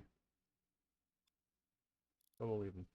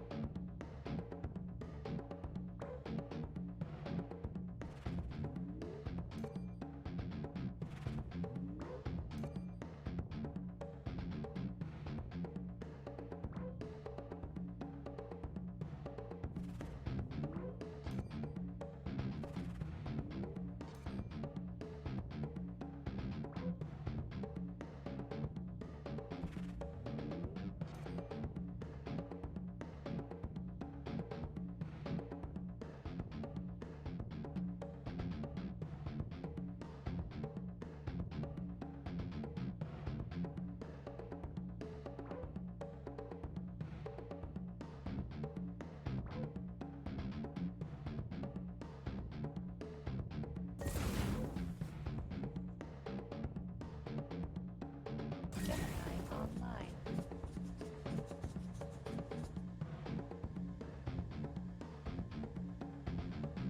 Mom.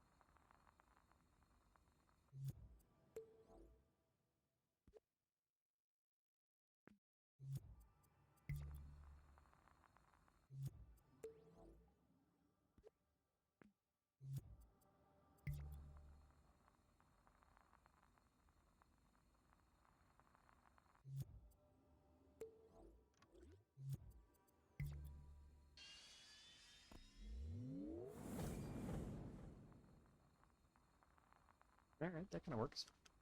The hell's that ball?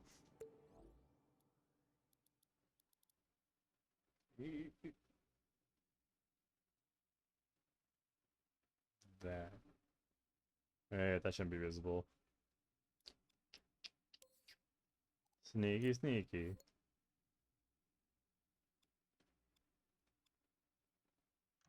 Yep, cool. I think that will work. So we need to default that off.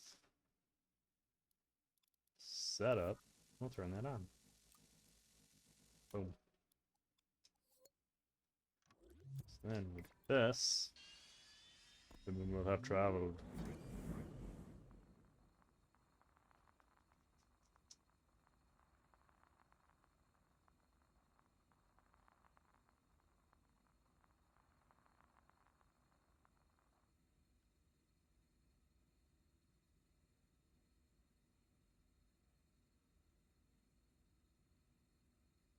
be a big old musical swell, get a nice shine going on there. Then I'll pan down, open portal, and then super boost, go through portal.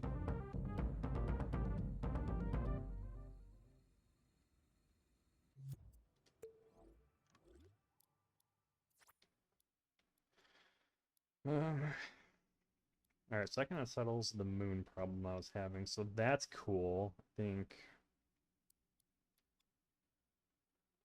I didn't disable the blast off, did I? I may have. I may have done an error many moons ago. But only one. I only ever do one at a time.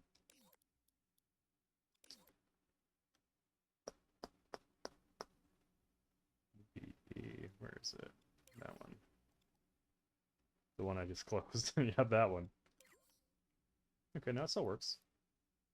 Blast off just gotta get turned on somewhere down the line here. Slow rise. Change this. I think we want it. Probably about where this musical sting starts up. Musical whatever this is.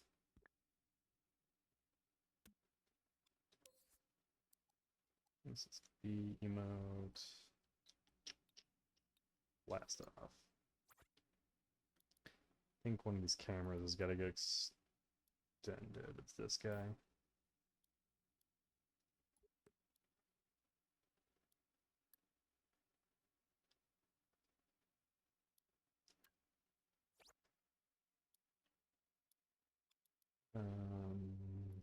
Cool.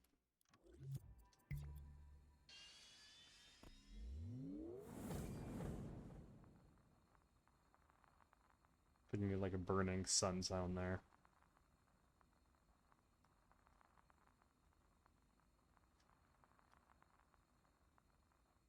Some sort of like dramatic music rise.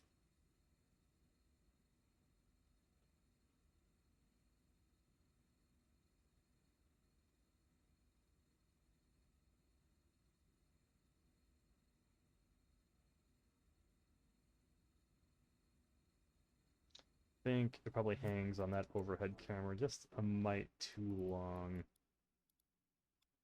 It's about there, I think. So how long does this take transition? 0 sec. Oh, it's a cut. Okay. Alright, hang on. Let's find out exactly where, because I'm going to second guess myself if I don't. Whoosh. For requisite power, I can open the corridor on your command. Red leader. Executing hyperspeed corridor instantiation. Please adjust our heading. Flip slowly. Big dramatic triumphant music. Whoa. Alright, this is the part I'm looking for. We want to know where that is on the time. Okay, so it's this thing. It is this thing. So let's just take this keyframe and throw it basically at the start.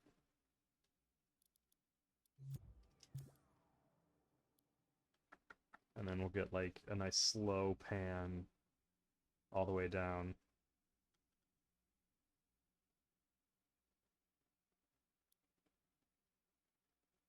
Here's the build off, do the blast off. I'm gonna have to recreate that portal effect, or just go save it from the other level.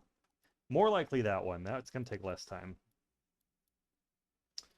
So I've got this for like the fucking fire cookie noise. Don't have audio. It's probably just... Well, I thought it was too quiet, but apparently it's completely volumed up. Oh, it's so subtle. Why is it so subtle? What have I done to it? Really bastardized this sound effect in some way. I bet that's what it is.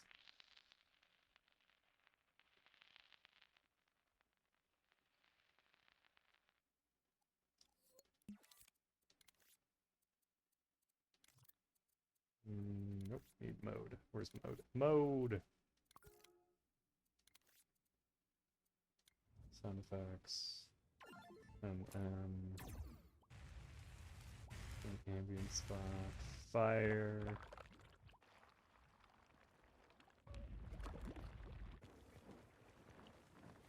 It's a bit too gloopy for me. Goopy. Gloopy? Goopy. Goop.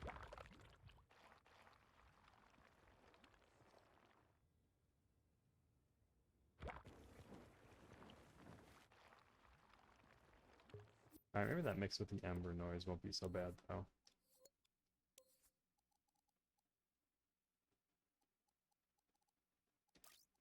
I mean, in space there is no sound.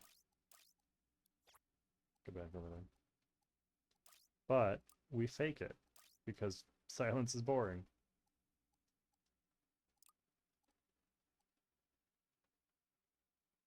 I can't even hear. Oh, you know, I bet this is still turned up. Bonk. Alright, Sane wants that. No, don't drift away! Don't drift. Distance muffle, is that new?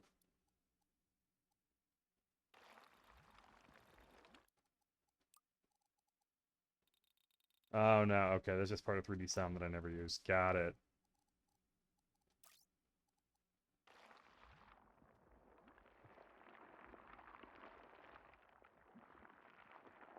I think that's about the right spot. What do you sound like?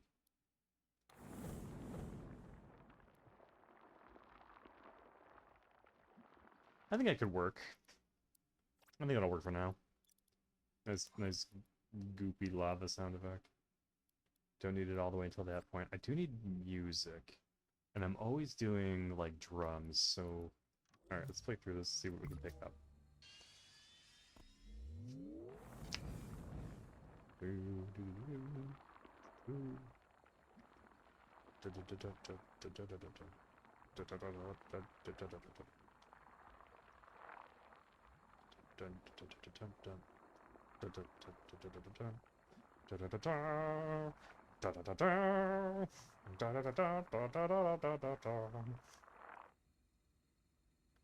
And then extend it on to whatever.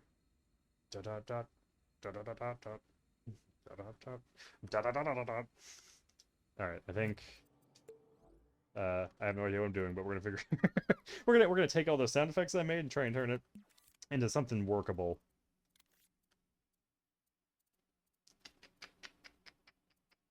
Alright, timeline. Timeline for music. The musical timeline. Timeline's music. Dragging the whole thing? No. Why not? Let's make it the whole... This is gonna be a bit of writing. That's a long stretch of writing.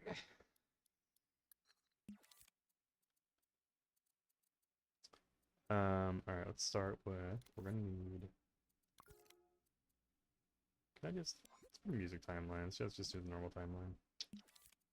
Musical timeline. I don't know if there's any real distinct difference. Maybe like defaults or something.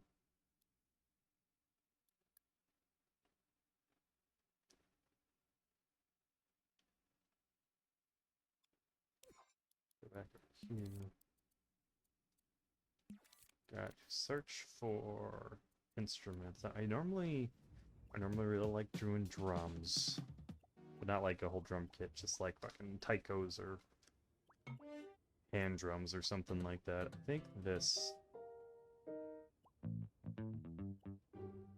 probably needs more just ambient. I like synths. It's been something I've been using in this. If I take this and put it in like a minor key. How do I do that again? There it goes. Okay. It's already in minor. Let's just put it in straight up minor.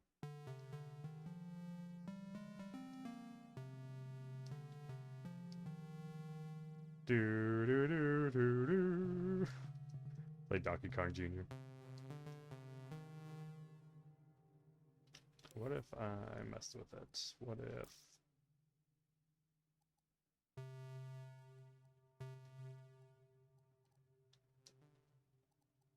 kind of doesn't really make a noise otherwise, doesn't it? I guess that's kind of important to it.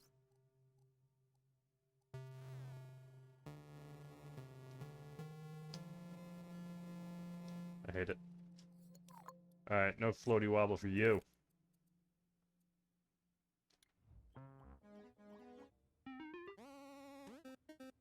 I think these are all too bleepy bloopy. I think I'm looking for something a bit more ambient. I guess a pad would be the right. No, it's a little bit too soft.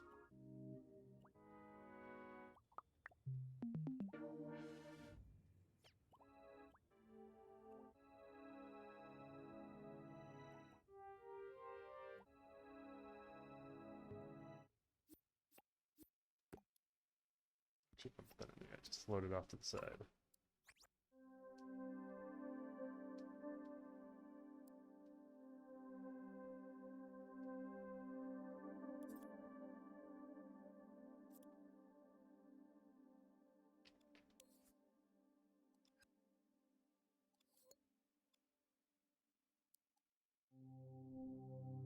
Ooh, okay, I think that's what we're looking for.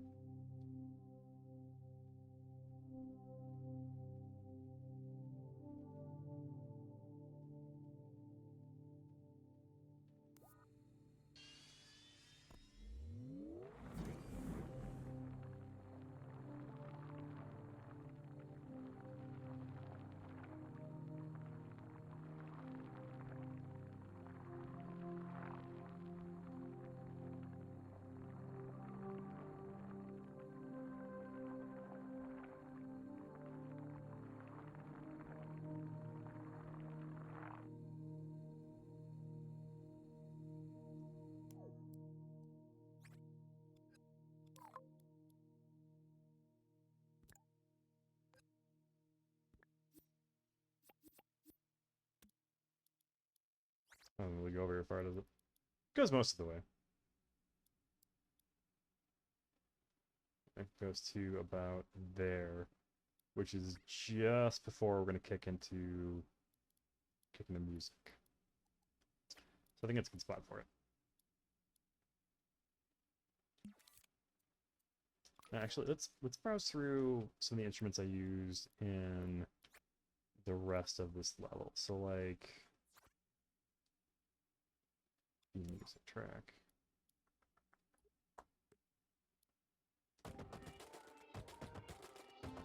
Maybe I use this piano. Let's go with piano. Like, this piano belongs to me now.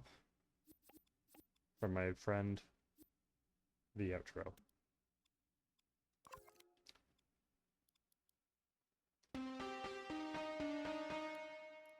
Alright, you sound really friggin' tinny. What did I do to you?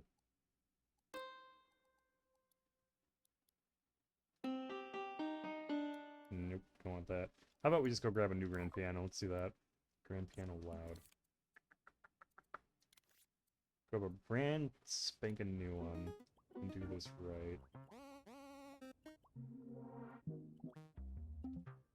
I'm still incensed. I'm sorry.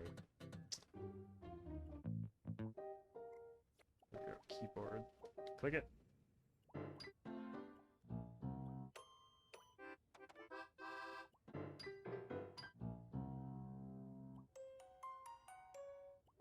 Creepy. So, do I want soft? Yeah, I want soft. This is kind of a moment.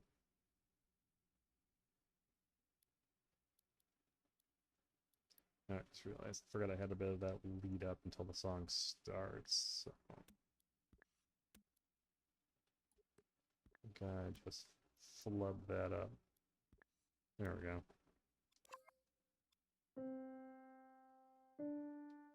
Need a motif. What was I going on before?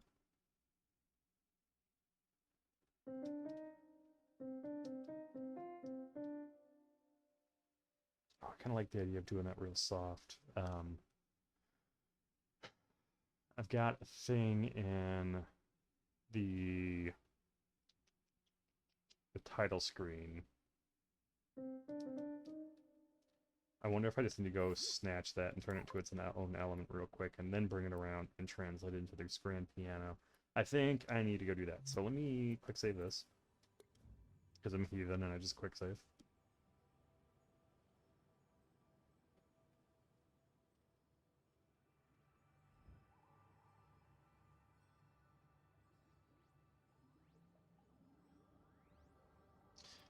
And, oop, wrong button. Maximum creation online. No, right now I'm a heathen. And then let's go find start menu. Oh, we move it. Oh, we move it. In the jungle. Alright, I've got music in here. In this nest somewhere. I think it's up top here. You look like you could be it. Yeah, you're it. What I want to try and copy, I think, is... Is it this guy?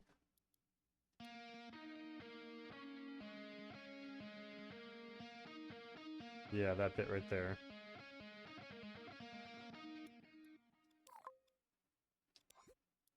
So let's grab you. Let's make creation. You are... Is that the right thing? No, it's not sound effect. Music. It's right to the left of it. S F G 2 title.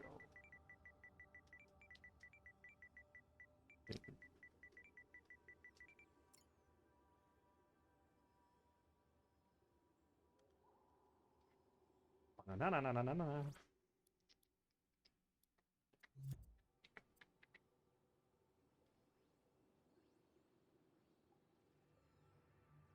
Yeah, okay. No, I don't need to save it, because I didn't do anything important. Hey, look at that. Down.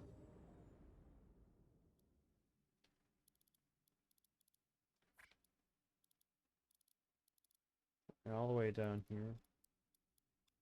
Mistakes made in my youth. Alright, we're gonna grab this guy.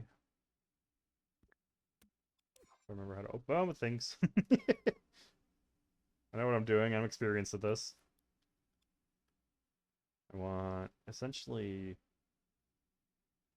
this, just this bit, just as a reference. I'm gonna put it on a piano. I'm gonna play that piano really goddamn slow. So let's open this. I think we're just gonna mimic it instead of trying to do some weird translation thing. I think we're just gonna stare at this and figure it out myself. It's a shame I can't like just grab all the notes and be like, go over there. That'd be too easy. Now I can do the thing where I drag something onto something else. And hang on.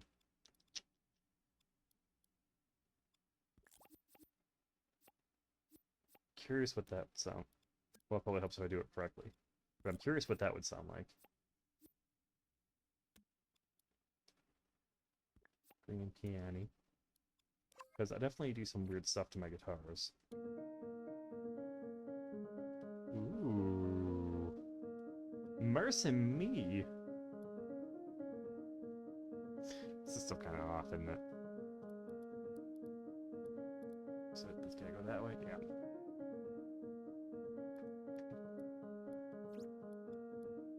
I think I need to give this more of a...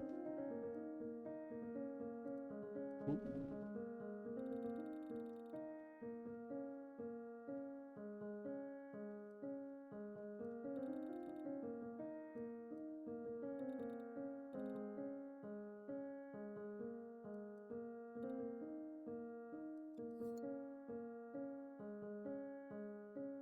I think what I'm going to need to do is, instead of these double hits, is just make these one single bit. So, grab that.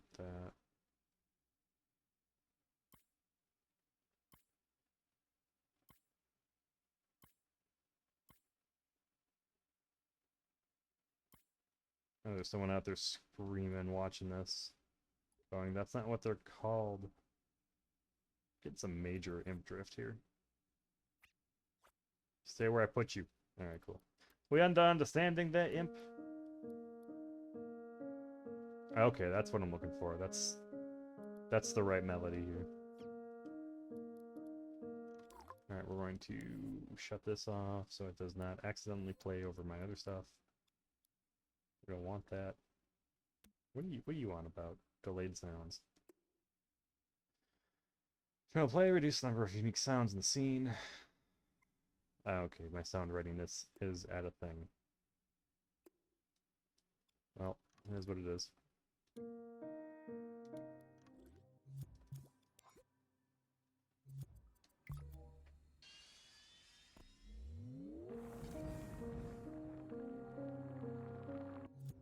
Okay, that's cool. I think I need to do something slightly different. Why am I over here? Here. We're going to actually... First of all, we're going to change this to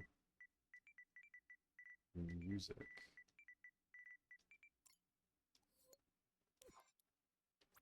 And I think we're gonna have this piano come in a couple measures later.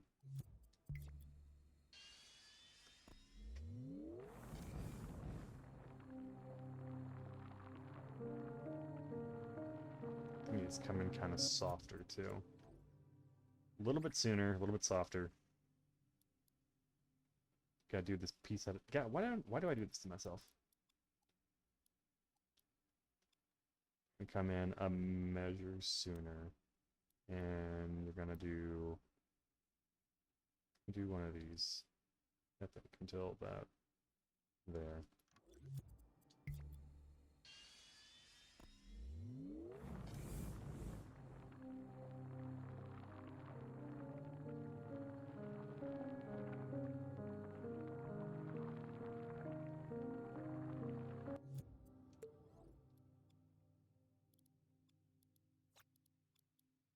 Is this the right mood for this?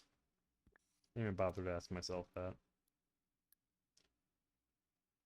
Because what you got the Mercury, you overshot your target.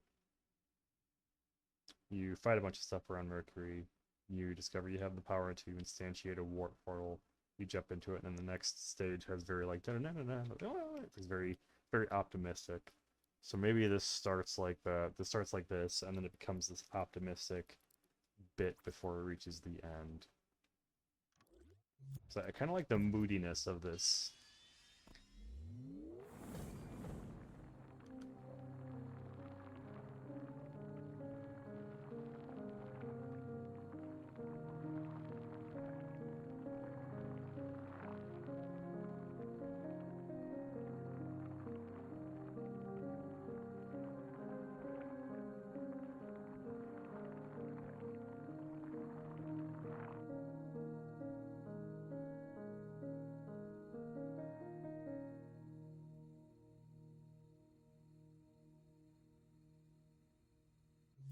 And then the drums come in. They're like,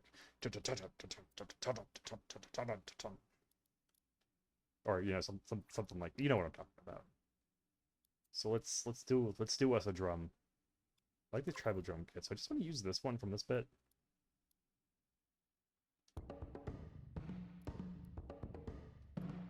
No, I think that's cool, but it's not quite the punchy bit I'm looking for. So this was fun to reference. We're gonna get rid of it so it doesn't take up all this sound memory. Because we riding high. Let's grab something from the music that's in this stage already. So I've got stomps and claps. Do I want to do stomps and claps? Do I like you?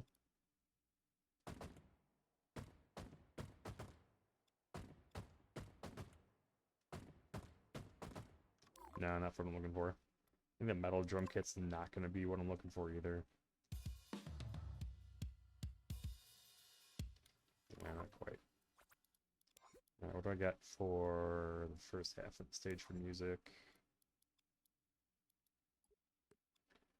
Got any of the weirder, like, simpler Hand claps, stops, and claps. I kind of want to grab this throat singing. Let's grab this throat string. The throat singing.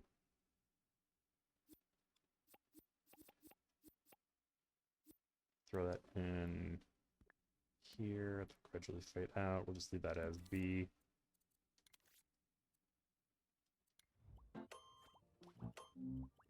No keyboards. Let's get percussion.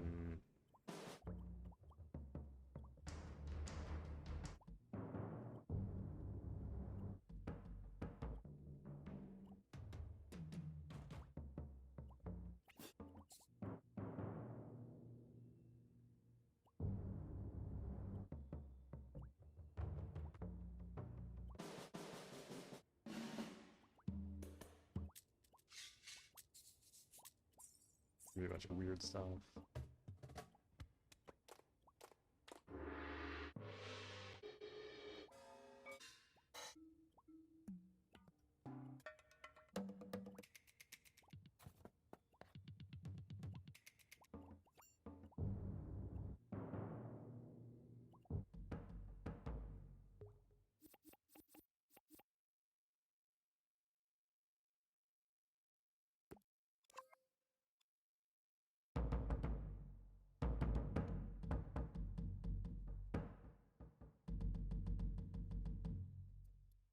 Maybe it's a bunch of like da da da da da da da da.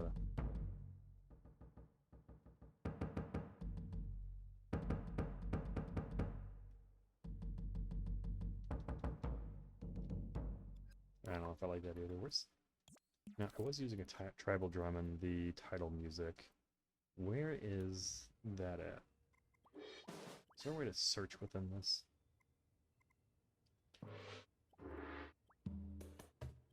I kind of wish there was. Let's go back.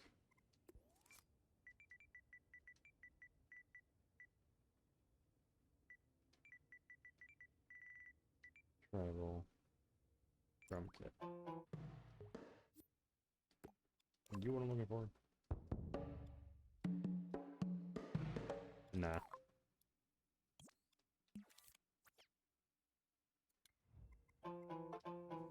Oops.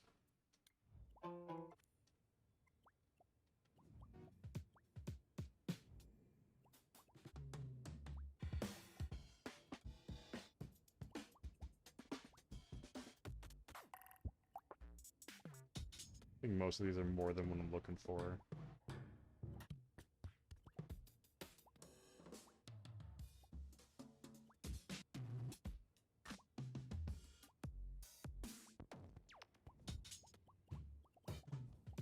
Go back to percussion.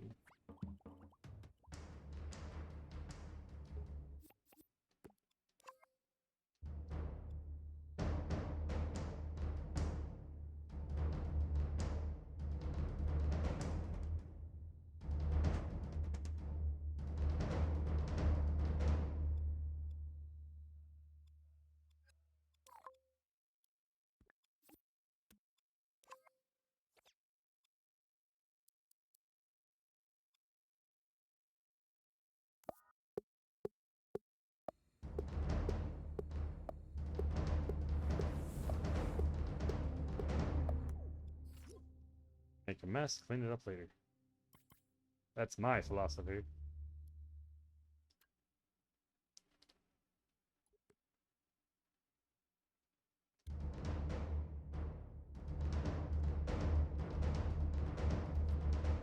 Alright, yeah, over there is what I'm looking for. Get rid of that.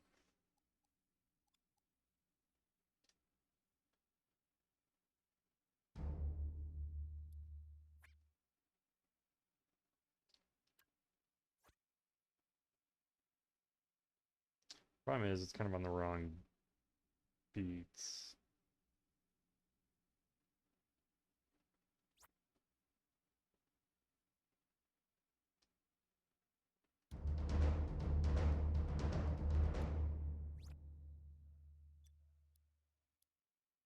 Like, it's kind of all over the place. I think I need to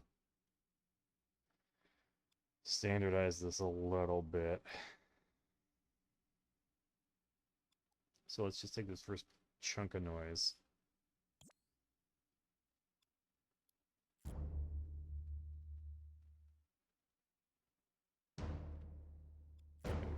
Maybe it's just that.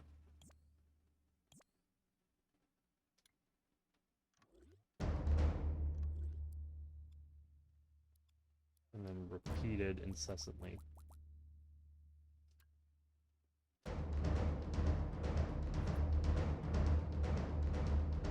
Alright, so that kind of works. Let's create a bit of variation in the fourth measure here. Where everything, we would change the notes, scale.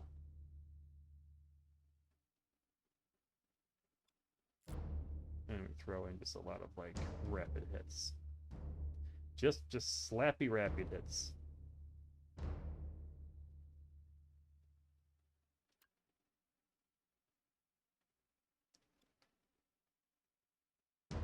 Stop drifting. You're gonna give me problems.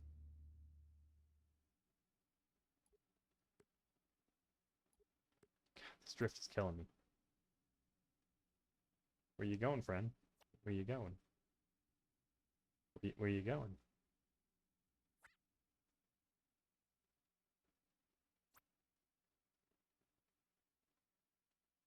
This is the kind of shit that give me wrist problems. I don't like it.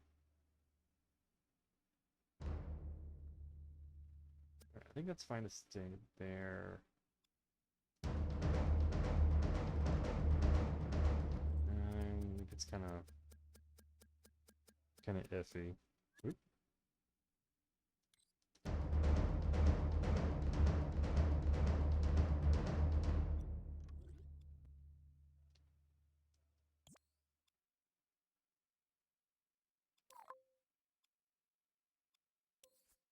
Let's say it's that. Let's say it. Hang on, I don't know the differences here. There we go. Loops.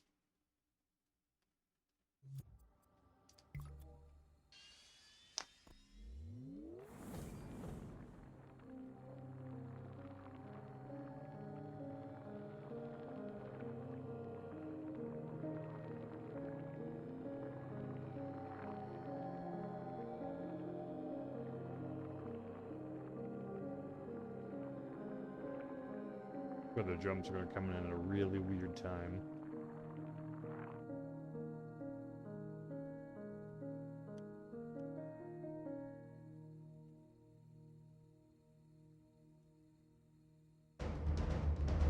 Oh, actually, doing kind of well.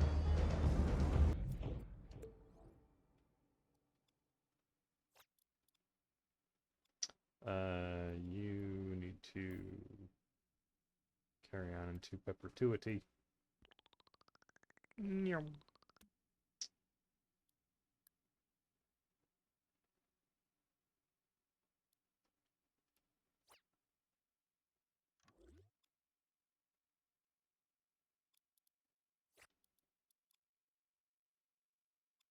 But I don't know, this room is just kind of boring. It's like, it just does the same thing over and over again. Maybe I don't like this.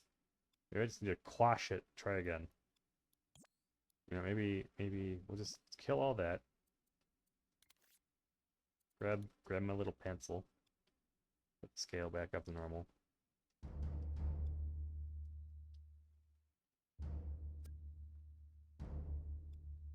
Create something that isn't just like four beats. Repeated constantly. Boom, boom. Boom. Skip a beat, boom. Skip a beat, boom. Kind of echoes the other bit of motif, right? Do I need to put two in between here? That's a bit much. I think this will still play through pretty quickly like this.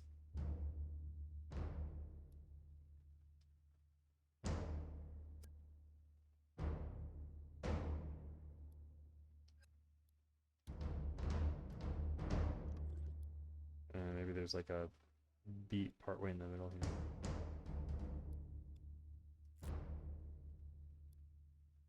Maybe this just repeats, sort of keep a rhythm going.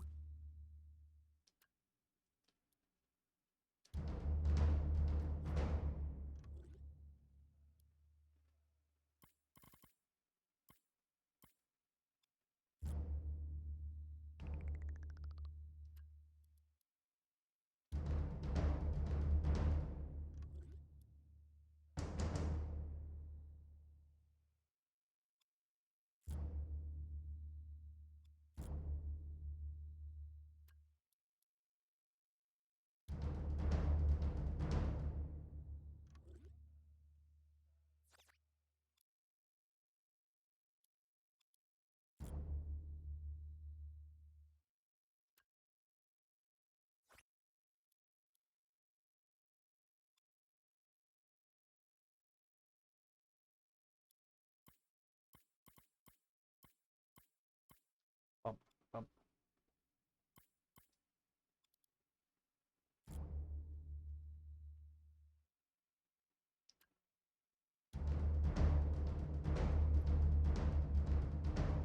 I think it's still kind of the same problem where it's repeating just the same bits over and over again. I'm not really creating something that runs between or any longer than like 4 hits here.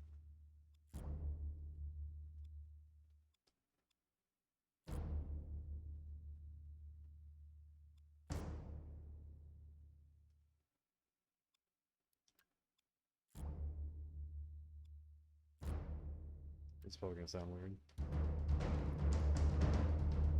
Yeah, I kinda dig it. That's kinda cool.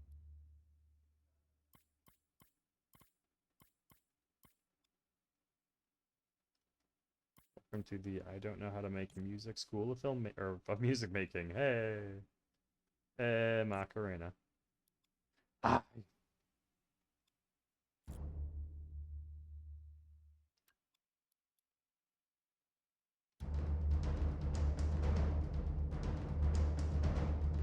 Okay, I dig that. That's cool. We can keep that.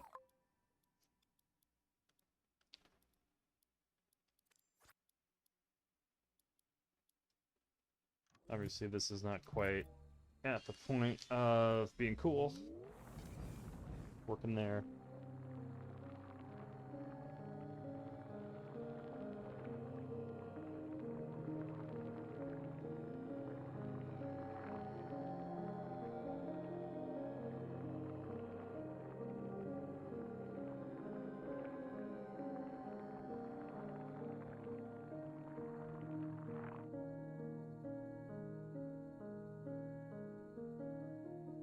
We need to lower the volume on that lava.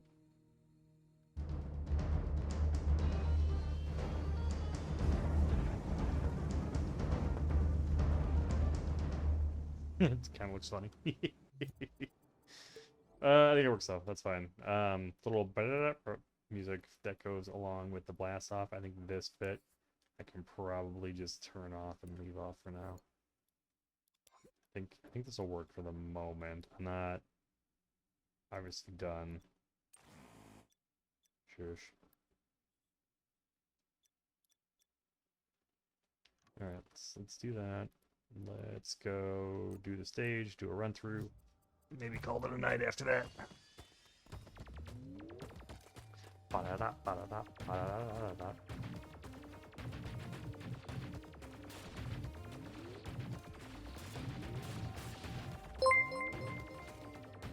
Oh man, what's that noise?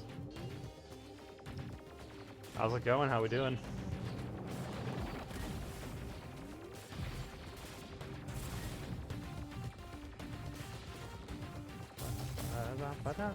Bah. Did that not work? Shot. I don't think that worked. What did I do wrong?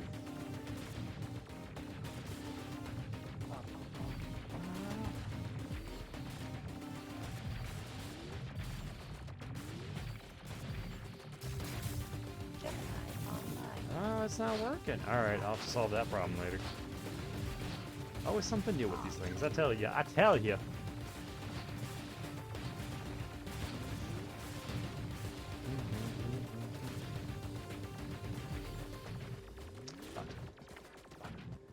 Ba-da-da-da-da-da.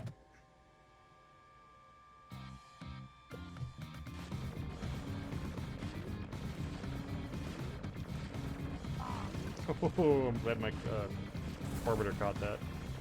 Because I was about to. Alright, that's not working either. What happened?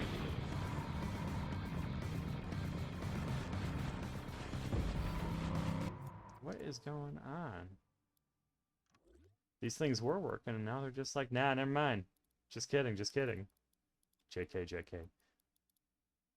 Where would I begin to figure out? Maybe I left a mode on or something? No, that's off. Is that over here, maybe? What do you do?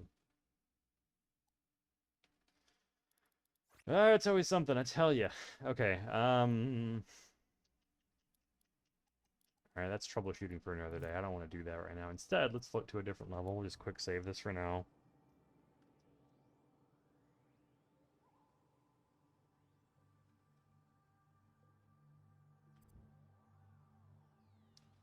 Give me one moment.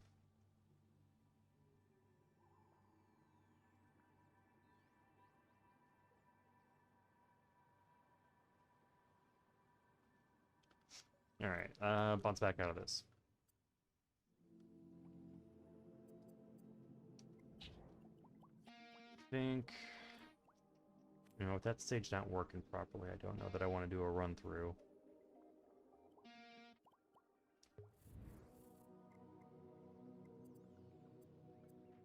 And all these new buttons, they terrify me.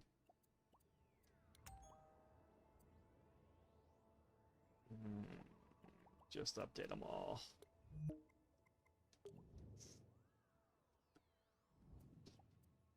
I mean, it works, it's just gonna be goofy because half the shit doesn't apparently work the way it's supposed to. Did I delete something on accident? I bet I did. I'll have to go through my version history and figure that one out.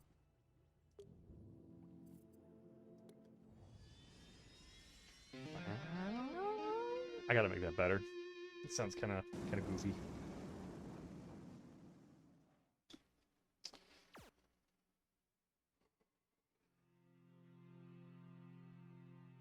You see why I picked you No, now, don't you?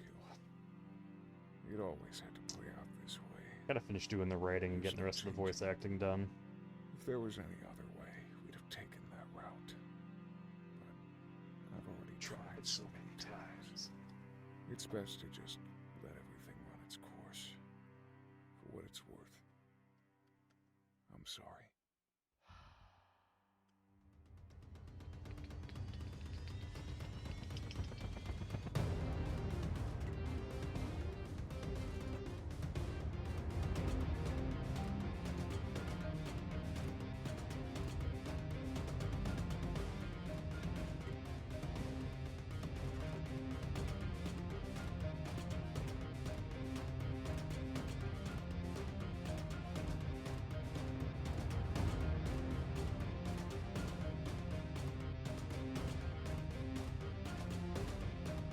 Anyway, so come back around to that later.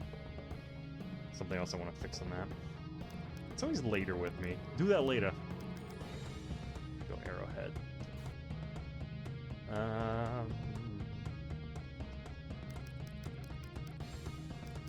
Let's do some teal. I like a turquoise, I guess. And let's change this to not black. I want to make this a nice blue. Ooh. Nah.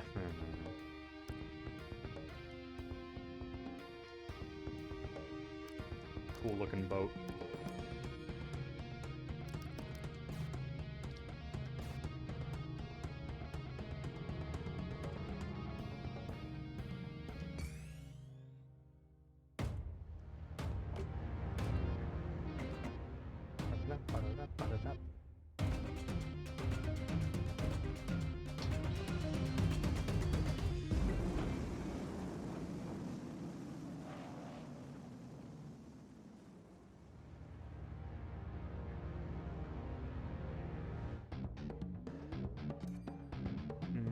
Don't know where I left this on. But hey, we'll just exit it.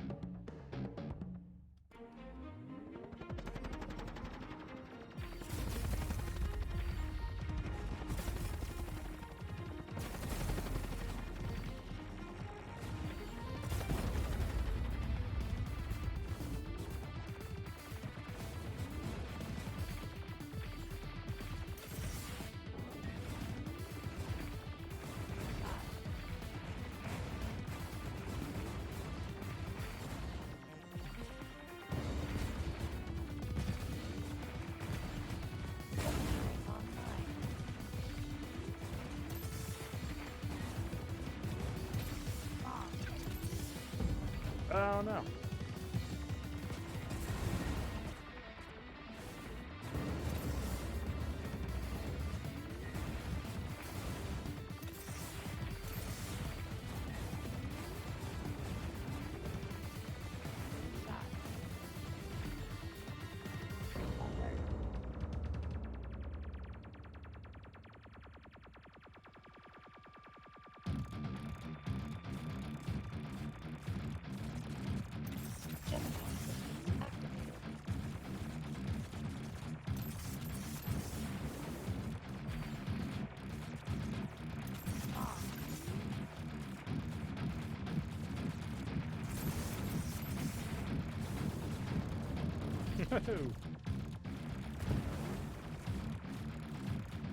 One up. Tricksy hobbitses.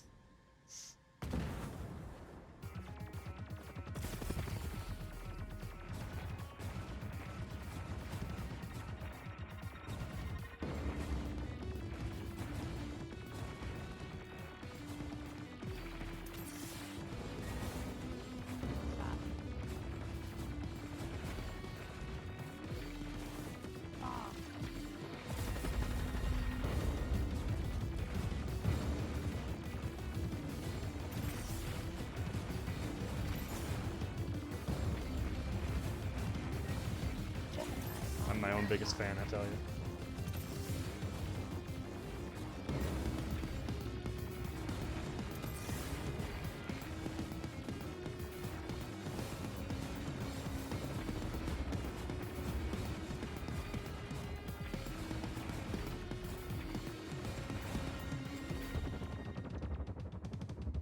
Alert.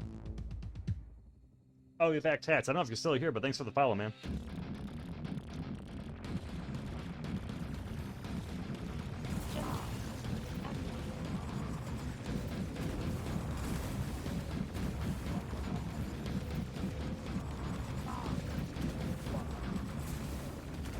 Did that too early.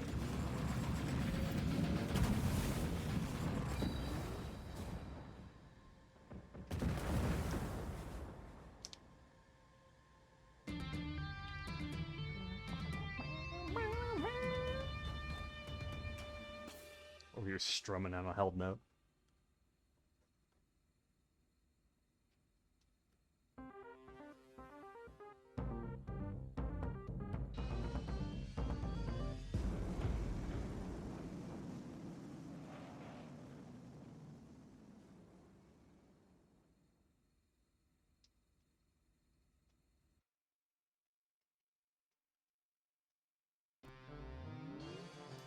Here we go.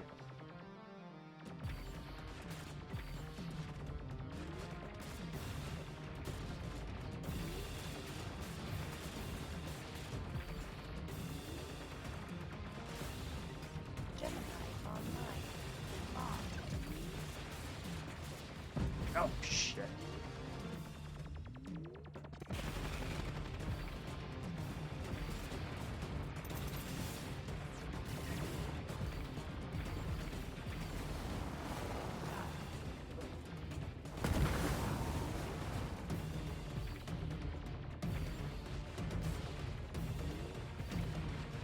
Gemini online.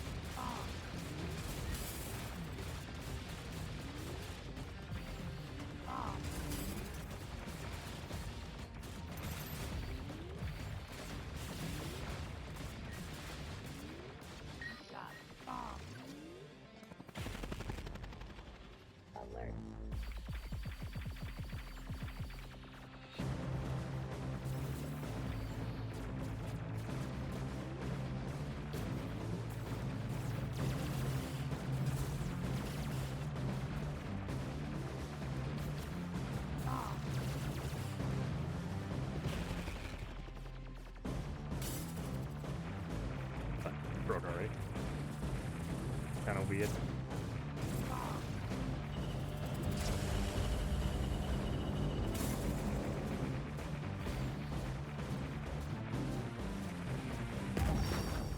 Oh!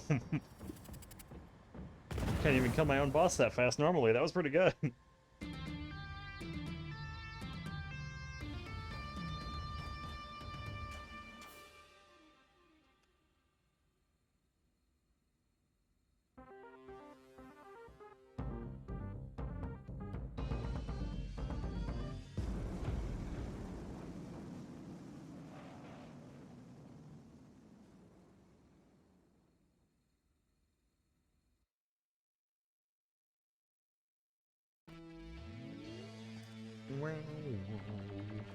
Wee woo. Oop, killed that fast.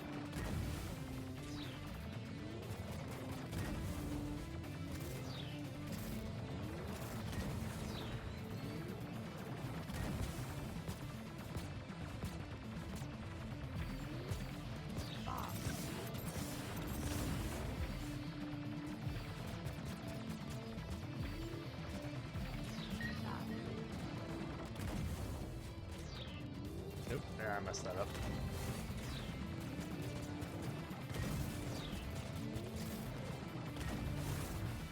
Gemini online.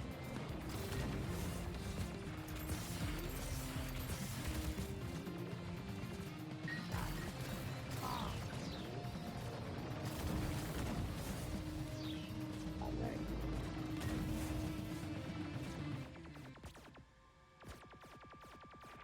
Hey, Ann.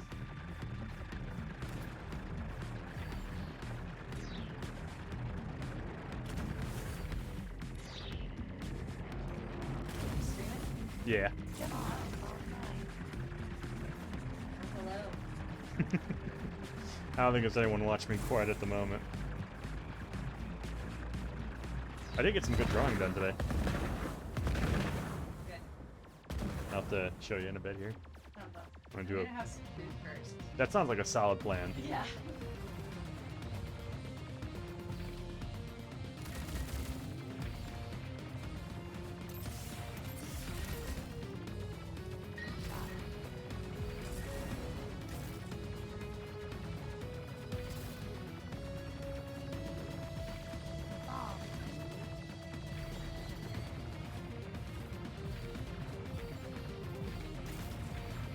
Gemini activated.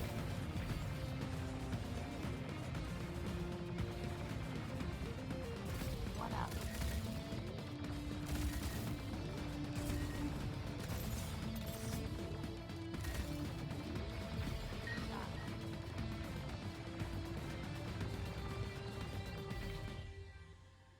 Alert. Yeah, so just kind of said the hell with it. Sorry.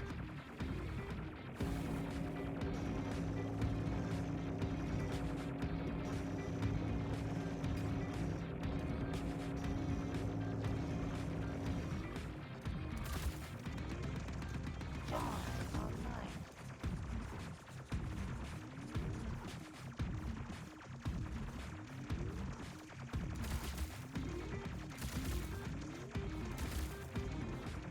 Bomb.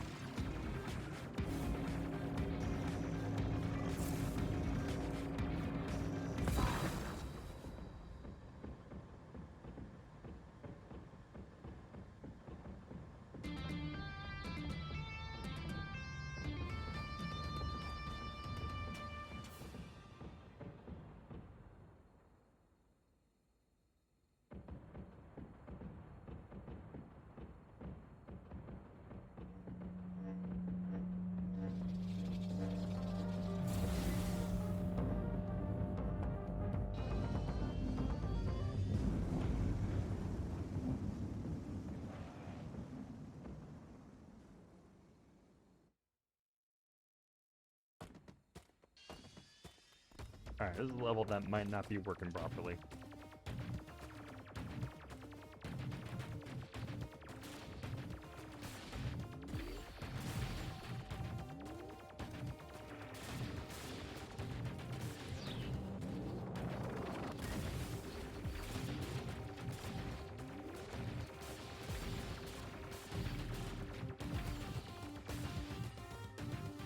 find out right here. Yep. I don't know what happened there. Shock. Which probably means the first boss is gonna have a bug.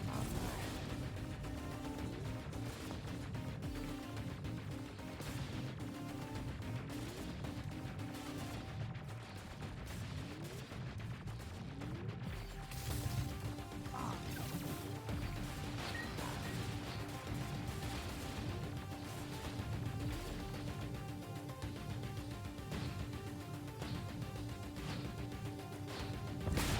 Oh, wow, waited too long on that. Off. Alert.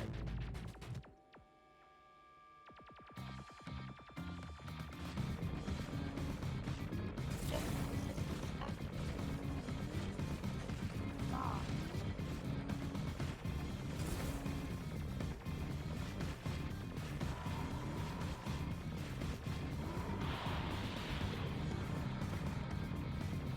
Yeah, for some reason, so this guy's supposed to be throwing rocks here, and for some reason they're not spawning properly. They're just kind of off to the side. You can kind of see them pop in and then like fly off. I don't know what the deal is there.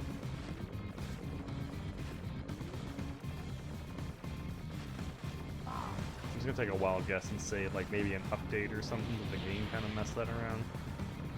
But it's totally possible that I did something that ruined that. So that's at least that's just a problem to address in the future. I don't think it's terribly breaking. See what's going on with these rocks? Where are they going? It's like all the rocks are just messed up, and then whatever these things are doing.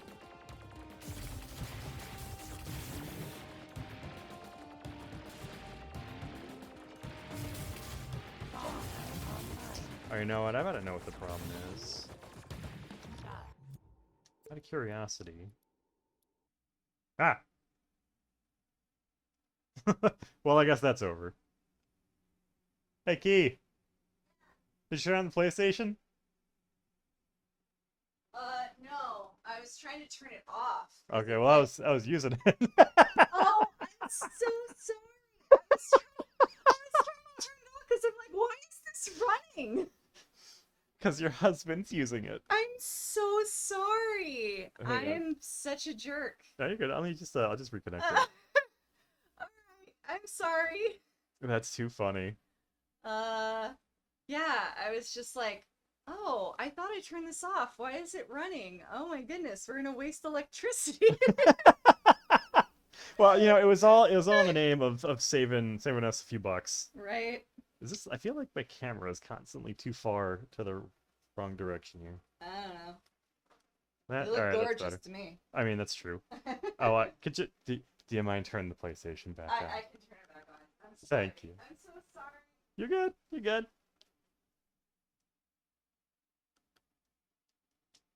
What devastation. Oh, and you were like in the middle of your game. Yeah, and I was trying to solve a problem, and suddenly it was just like, Oh, like it just blue screened. God. That's Such a- too funny. Such a dick. All right, I think I'm back. Okay. All right, there's a button. There we go. We're back to full screen. All right, kids. What did?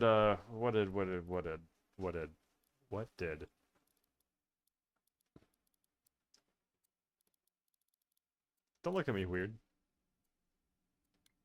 You married this. You know what you're in for. All right. Well, whatever my hunch was is, I think, incorrect. Thought maybe there was a what? Oh, that is up there. Oh, never mind. I am so correct. This shouldn't be where this is. I think, and it's fine, honestly. I just need to change some physical properties so you can't collide with it. And I think that's what's causing all of my goofy issues. Might as well turn this stuff down too. Get out of here. Alright, shouldn't be colliding anymore.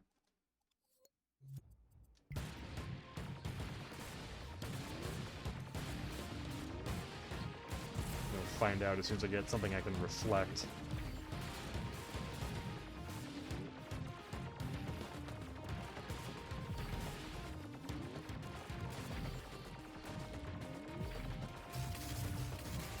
Ah, that fixed it. I am a genius. I'm really just... well, I caused the problem to begin with.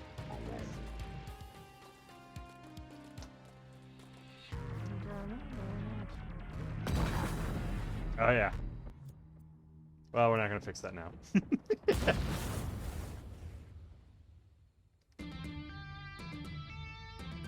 This is why test runs are important.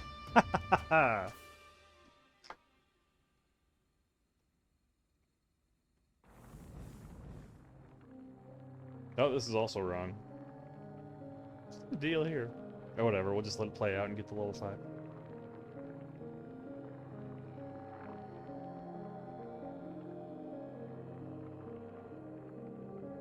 There's supposed to be a planet there black on that bright-ass sun.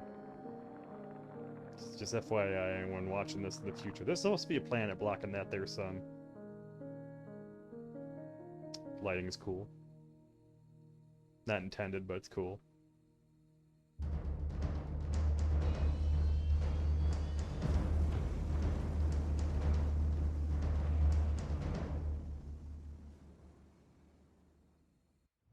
It's the slowest boost away in the history of boost aways.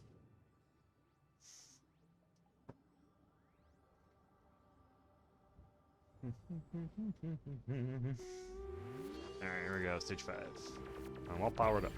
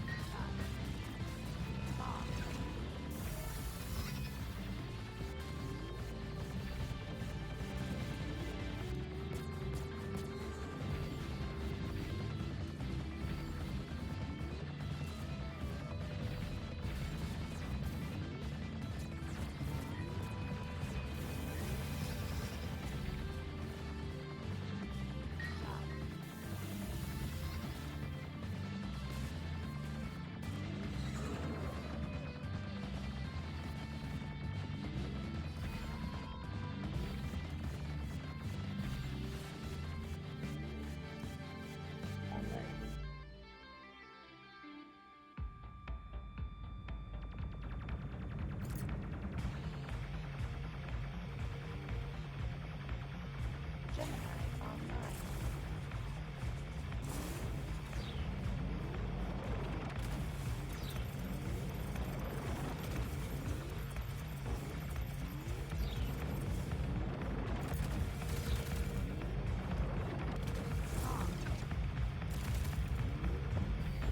Oh, I did that to myself.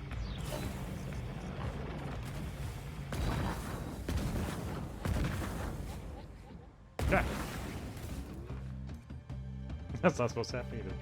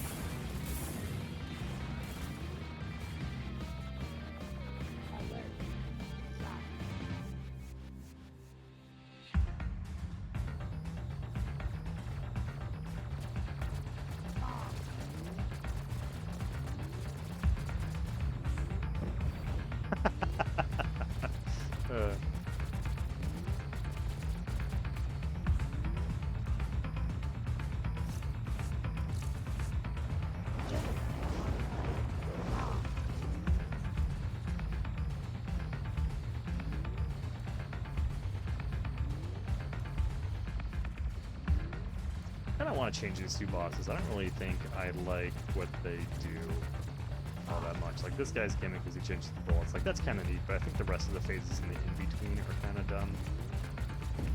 Ow. They're not dumb, just less interesting than they could be. Like, that's kind of neat, I guess. This is just kind of throwing bullets at you.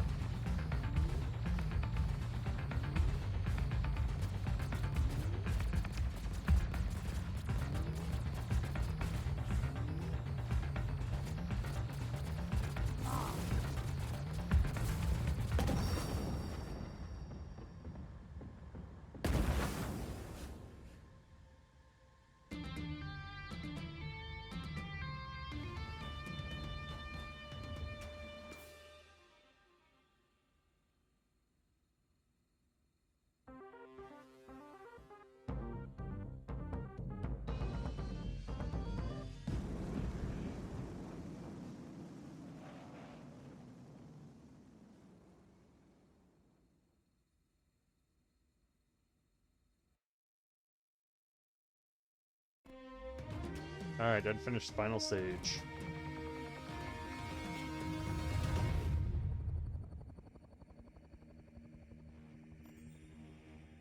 Alert. Look at those clouds all freaking off the planet up there.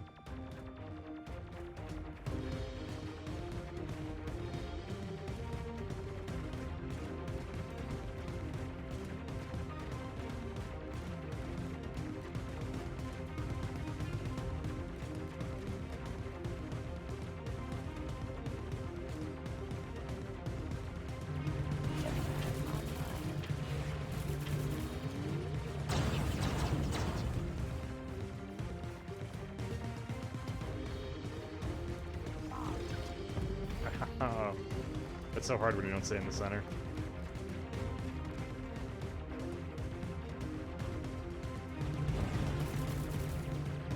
That was weird. I ain't gonna pretend it wasn't. It was weird.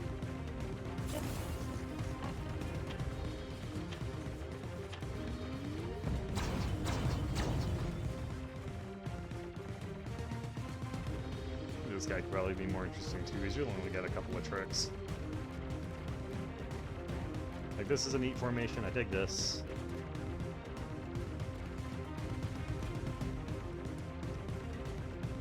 The little lemons that come out of the sides, though, I'm not sure if agrees with that. I like the railguns. Oh, we just need something else, I'm not sure what. Should probably come up with some ideas on that one.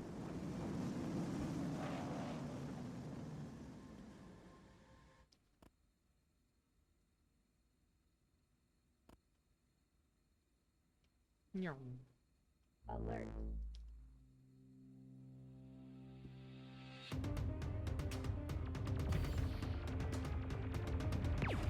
These guys don't really have a damage flash yet.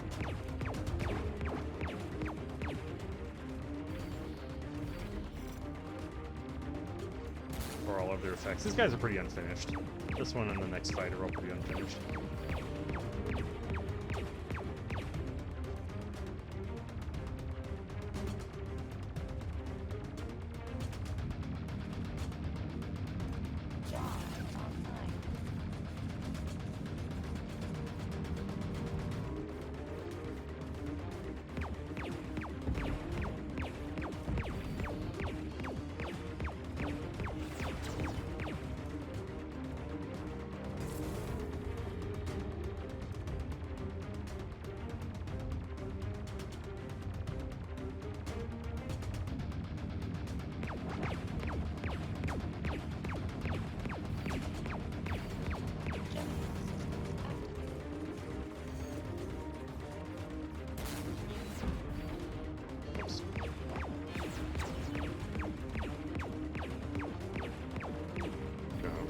Before I get to the final boss.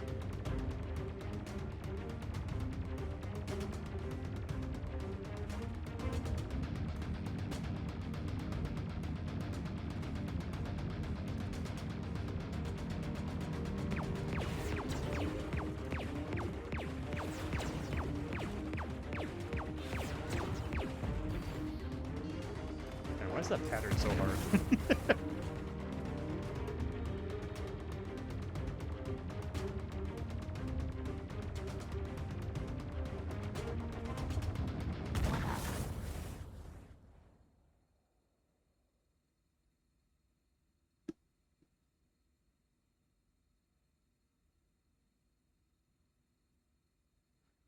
Yeah, this is pretty unrefined right here, so just give it a second. Gotta call it a night after this. Alert. So I really dig the music that I made for this, so let's just enjoy that. And maybe some of these bullet patterns.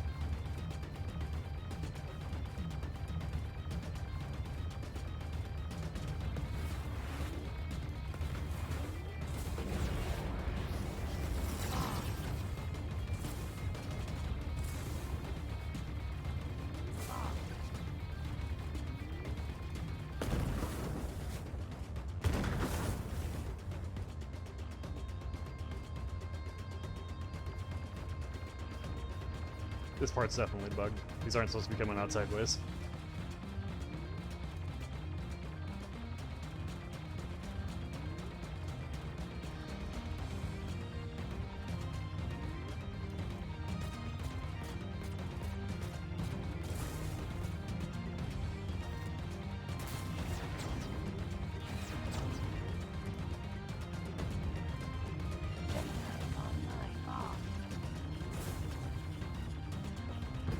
Ah.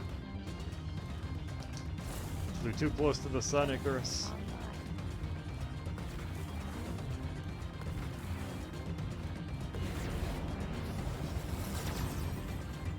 Yeah.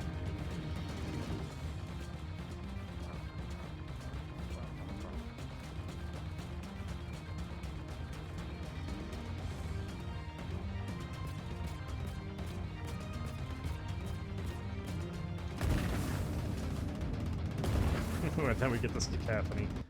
Alright, so anyways, yeah, it's not quite finished, but it's looking pretty good. It's looking pretty good. Needs a lot of polish. Needs a nice little spit shine.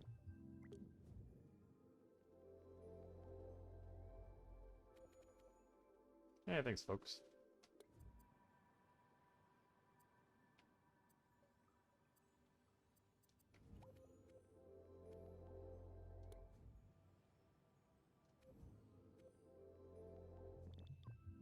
Alright, I think, and then note, I am going to call it a night. So, if you stuck around and watched, thanks for sticking around and watching.